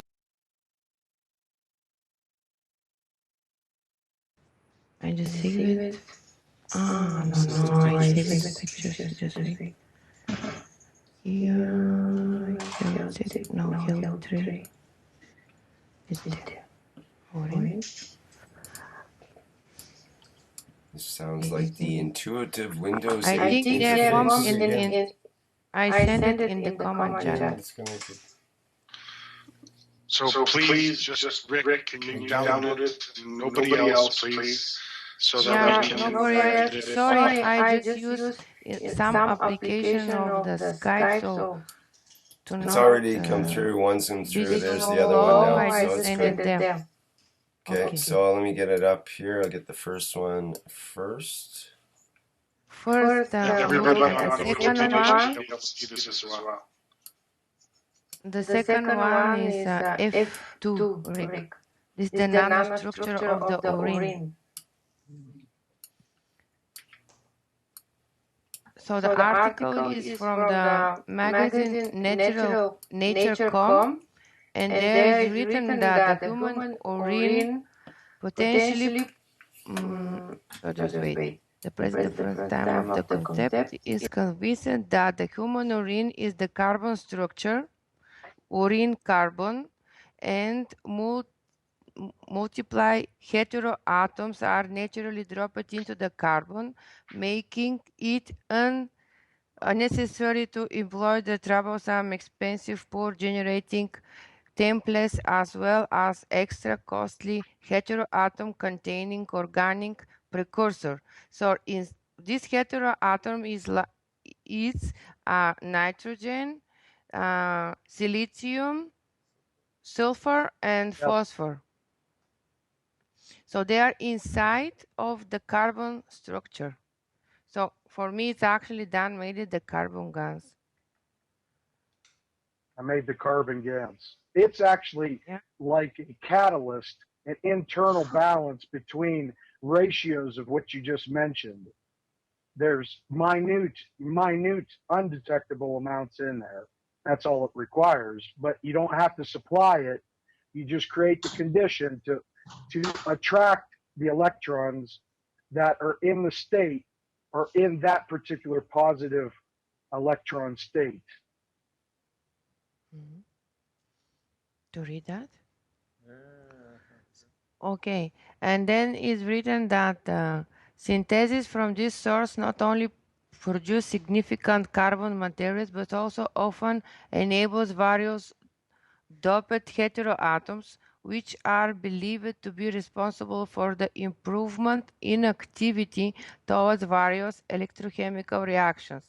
Single high specific surface area is regarded as a primary requirement for the carbon materials various activation procedure, physical and chemical activation by calcium, how you call this in KOH, not potassium OH, zinc chloride, or how you call this in English? Chloride, zinc, and CO2. So actually, this is the all elements what you use in the generators. Yes. Yeah. Yes, So these urine are is carry all that materials what you needed and put inside of your generator. That was my point when I started to search during your explanation, Dan. right. Just to relate it, what you actually done. Okay. Electron transport of the right and exact type that the reactor wanted. It filtered quite simply from one place to another. Okay, they traveled like magnetic force, but plasma force, not in terms of matter, from one reactor vessel to the other under standard adiabatic temperature and condition, but those not as the mitigating factor. It was osmotic transmission from one to the other. You'll notice the urine reactor is actually under vacuum. It sucked itself down and excuse me, can you explain to us why you call it osmotic? Well, I come from chemistry background. A matter of fact background.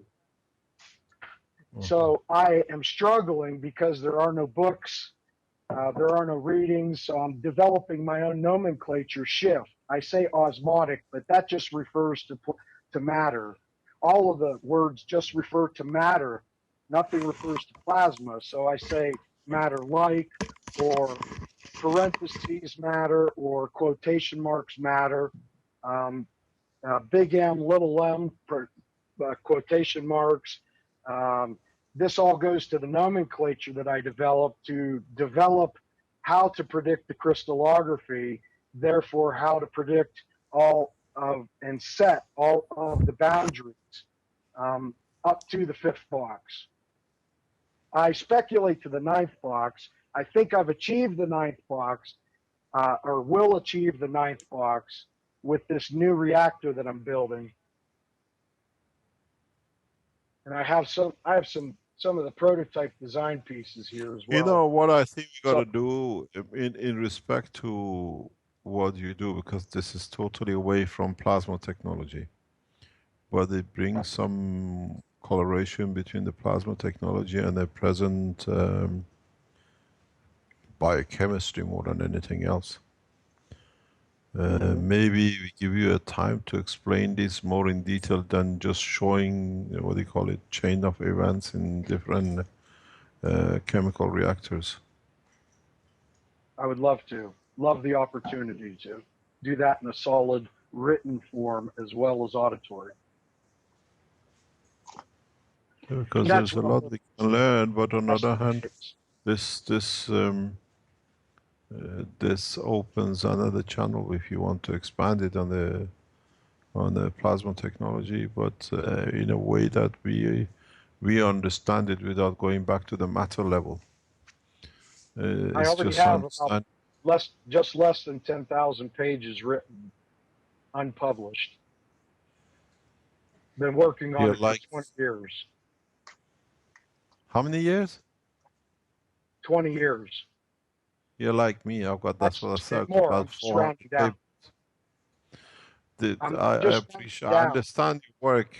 I understand the work and the time you put into this. And it's in some parts, it runs in conjunction and parallel with the nanotechnology in a natural way, not needing hundreds of thousands of kilowatts of things to do with the way the body does it. But I think for when we do the health sections, it'll be nice to bring that. Somebody's blowing your nose. I'd love to participate. I created power in a number of different ways 5 years ago. I'm not impressed with that. I'm more interested in this. Yeah, but the thing is, is understanding the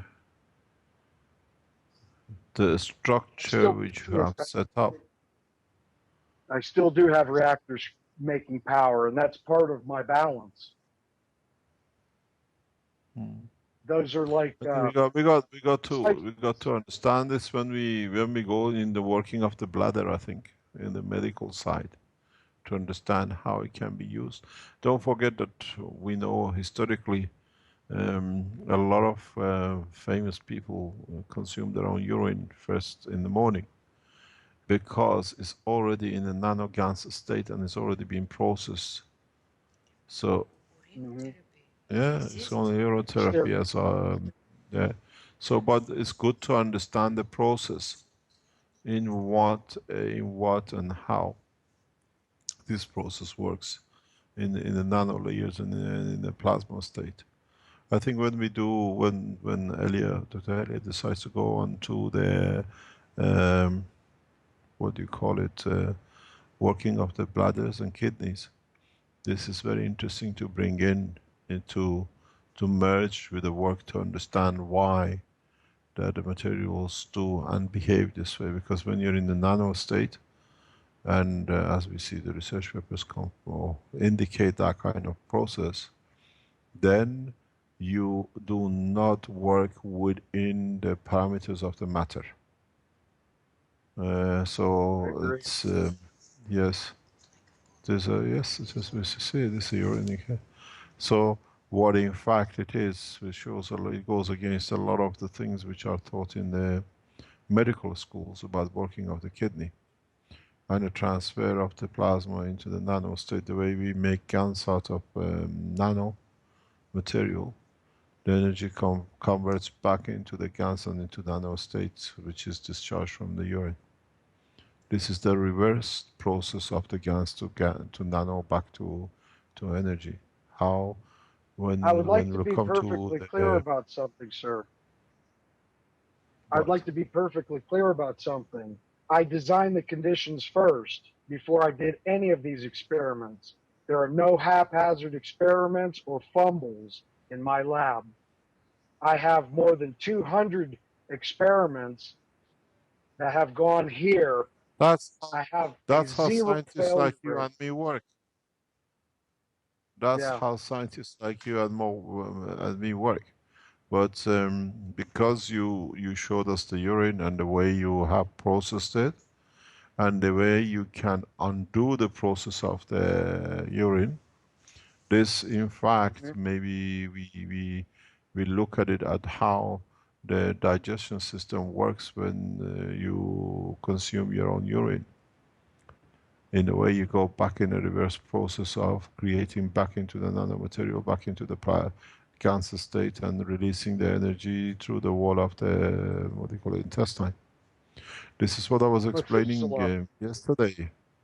You got to understand not all the materials you release as a GANs, even though carry the same name, are the same. And when we come to the stomach digestion system with Dr. Elia, I will explain. If you look at different structure of the GANs of materials, different part of a stomach carries certain specific plasma. That's why you have such a long stomach, because each more or less millimeters is tuned to a specific gravitational magnetic field that allows certain fields to be absorbed or energy plasma to be across the wall of the intestine to be added to the lymph. But this is a very nice Understood. indication of how we see things.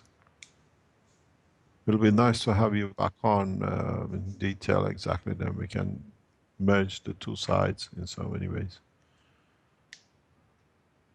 I definitely relish the opportunity, sir. Thank you very much. We'll as usual. Dr. Elia is going, hi, hi, sir. So we'll have you back on board. I will defer to a higher authority, recognized authority every time. Thank you, sir. Nobody is authority. We are equal, learning from each other. But it's a matter of understanding the process and looking at it as it is. You set up the scene Understood. for the thing to happen. And this is how it should be. You don't go specific at the moment. Interestingly The enough, world of I have a science. Pardon? Pardon? interestingly at the moment, simultaneous of all this, I learned how to commune with spiders.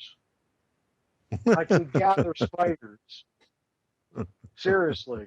Gather them to I one know other position people in who do with place. different animals. Yeah, A spider whisperer, eh?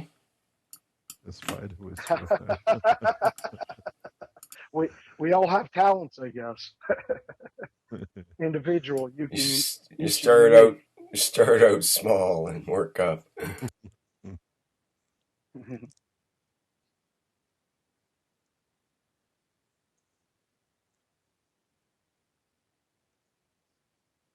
That's perfect. No problem.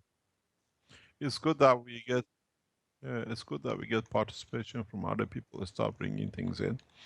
It's like we've seen on the offer a reactor from on the forum. Somebody has offered his reactor from Australia.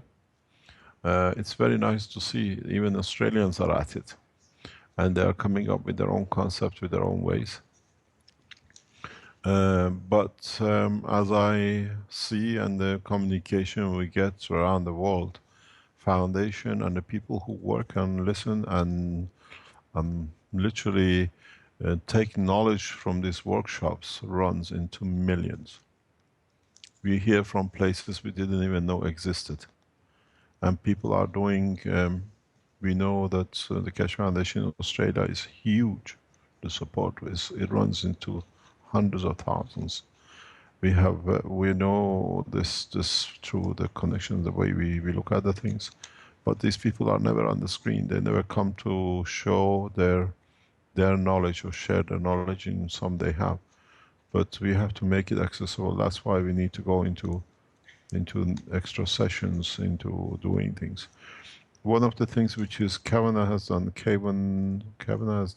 is that we start the teaching from the age group of 8 to 12 on Saturday the 4th of October. Please do not let the language be the barrier between your child and the knowledge. If you understand English and you live anywhere in the world, bring your children online. We try not to put the images of children on because of we know the abuses which goes on the internet. We keep everything to voice line. And if we have to do a demonstration, we keep the children out of the demonstration for children to understand. Davina wants to start with the magnets and the understanding of it, which we'll do. But please, if you want your child or you with your child or children to be online for the first workshop, contact Davina, pardon? Kevin Davina, and sort out who is going to be, and then it'll be sorted with us.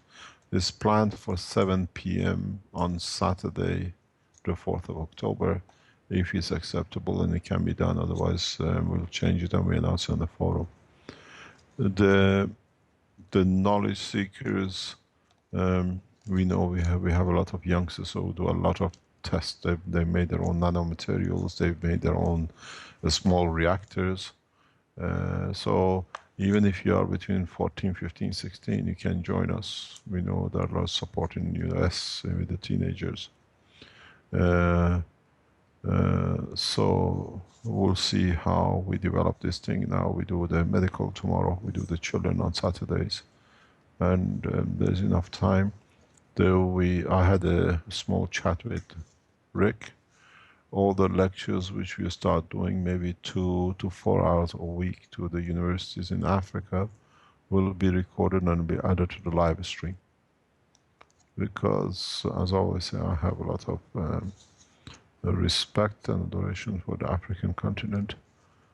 And what we teach them now with Ebola and energy production for Africa and agriculture, we do not to make it exclusively, but as they have provided the facilities in the university for us to do so, we will record all the teaching sessions with the students and the scientists and whatever degrees they carry live, and we add those instead of explanation, we go into details at the university level that they can understand. So the addition of the lectures to the African universities will be part of the new teachings which we put on once we go to the next step. And there are people who understand who I'm talking to. You are part of the national securities in your country. We know who you are and you know who we are and what we are talking about. We invite your national security to contact us directly. There are disclosures of the materials and technologies which is given to the other nations, the same as USB stick key. This belongs to your nation. Being American intelligence or being part of the US or Russian intelligence services is entitled, is your right to have this information collaterally and collectively with others. We are disclosing huge amount of defense technology to number of the nations, and this has to be spread collectively. So as I know who you are and you know who we are, please make arrangements in discreet way, as you understand, that we can start teaching and transferring the knowledge back to your organizations for safety of your nation. Any questions? Oops.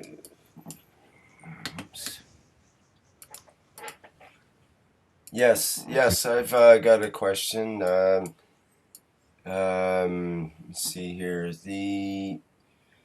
So would a workshop with the people you were just talking about, would that be public or would that be a privately Which one? contacted, like with concerning military and other Military and defense and security will be done privately.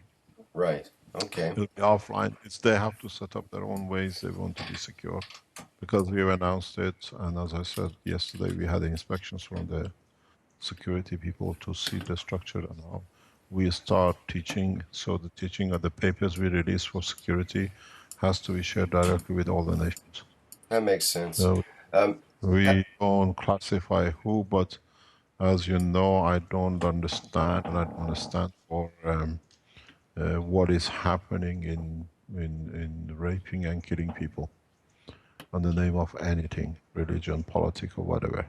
So it's the job that we have developed such a technology, advanced technology, to make it accessible, available to our military forces and security forces, that they can protect not only the nations but us from the bodies these animals are planning to do.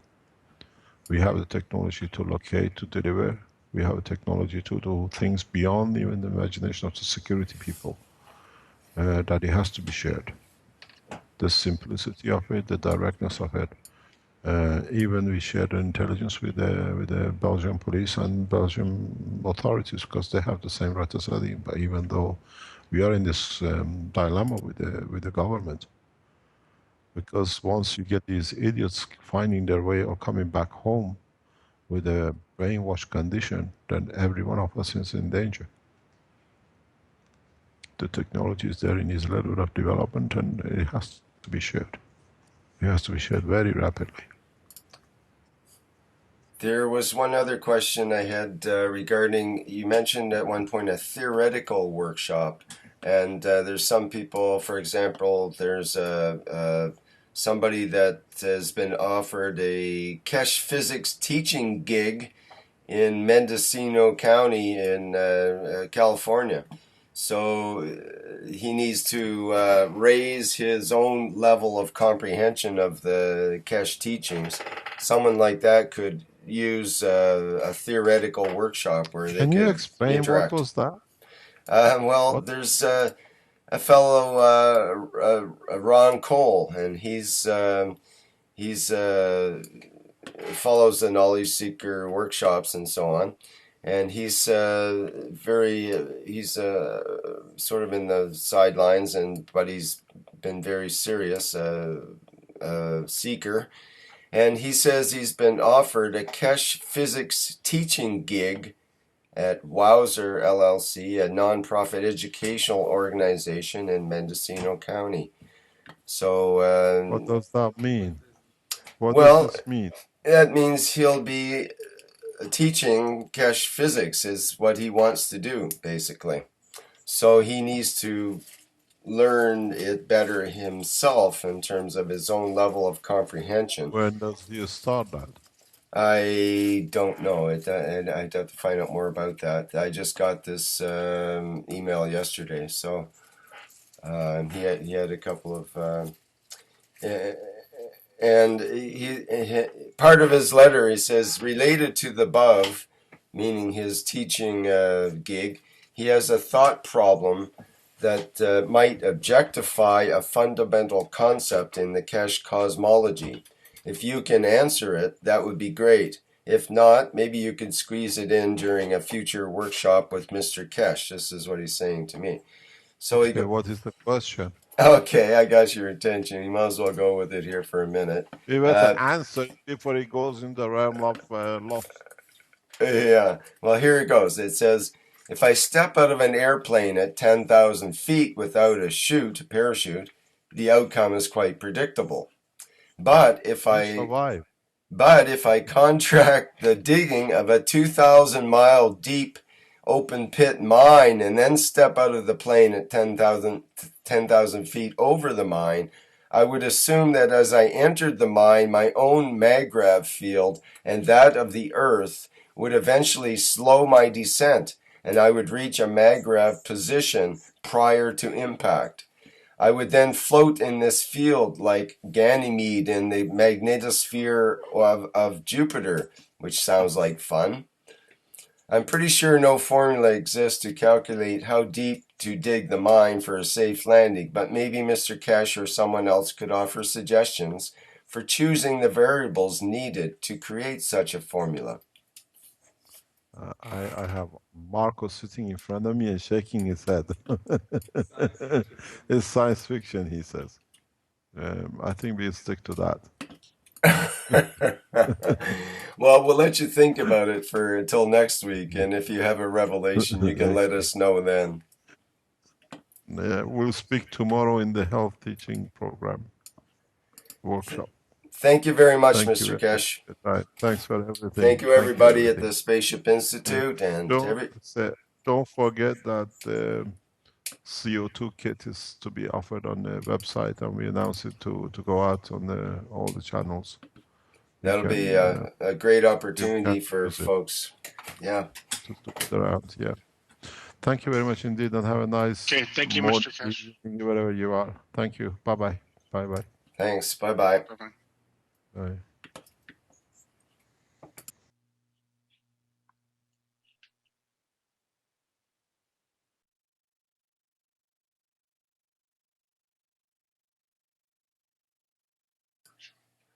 Yeah, I guess I'm supposed to say that. And so ends the 29th Knowledge Seekers Workshop. That was quite a workshop. And let's end.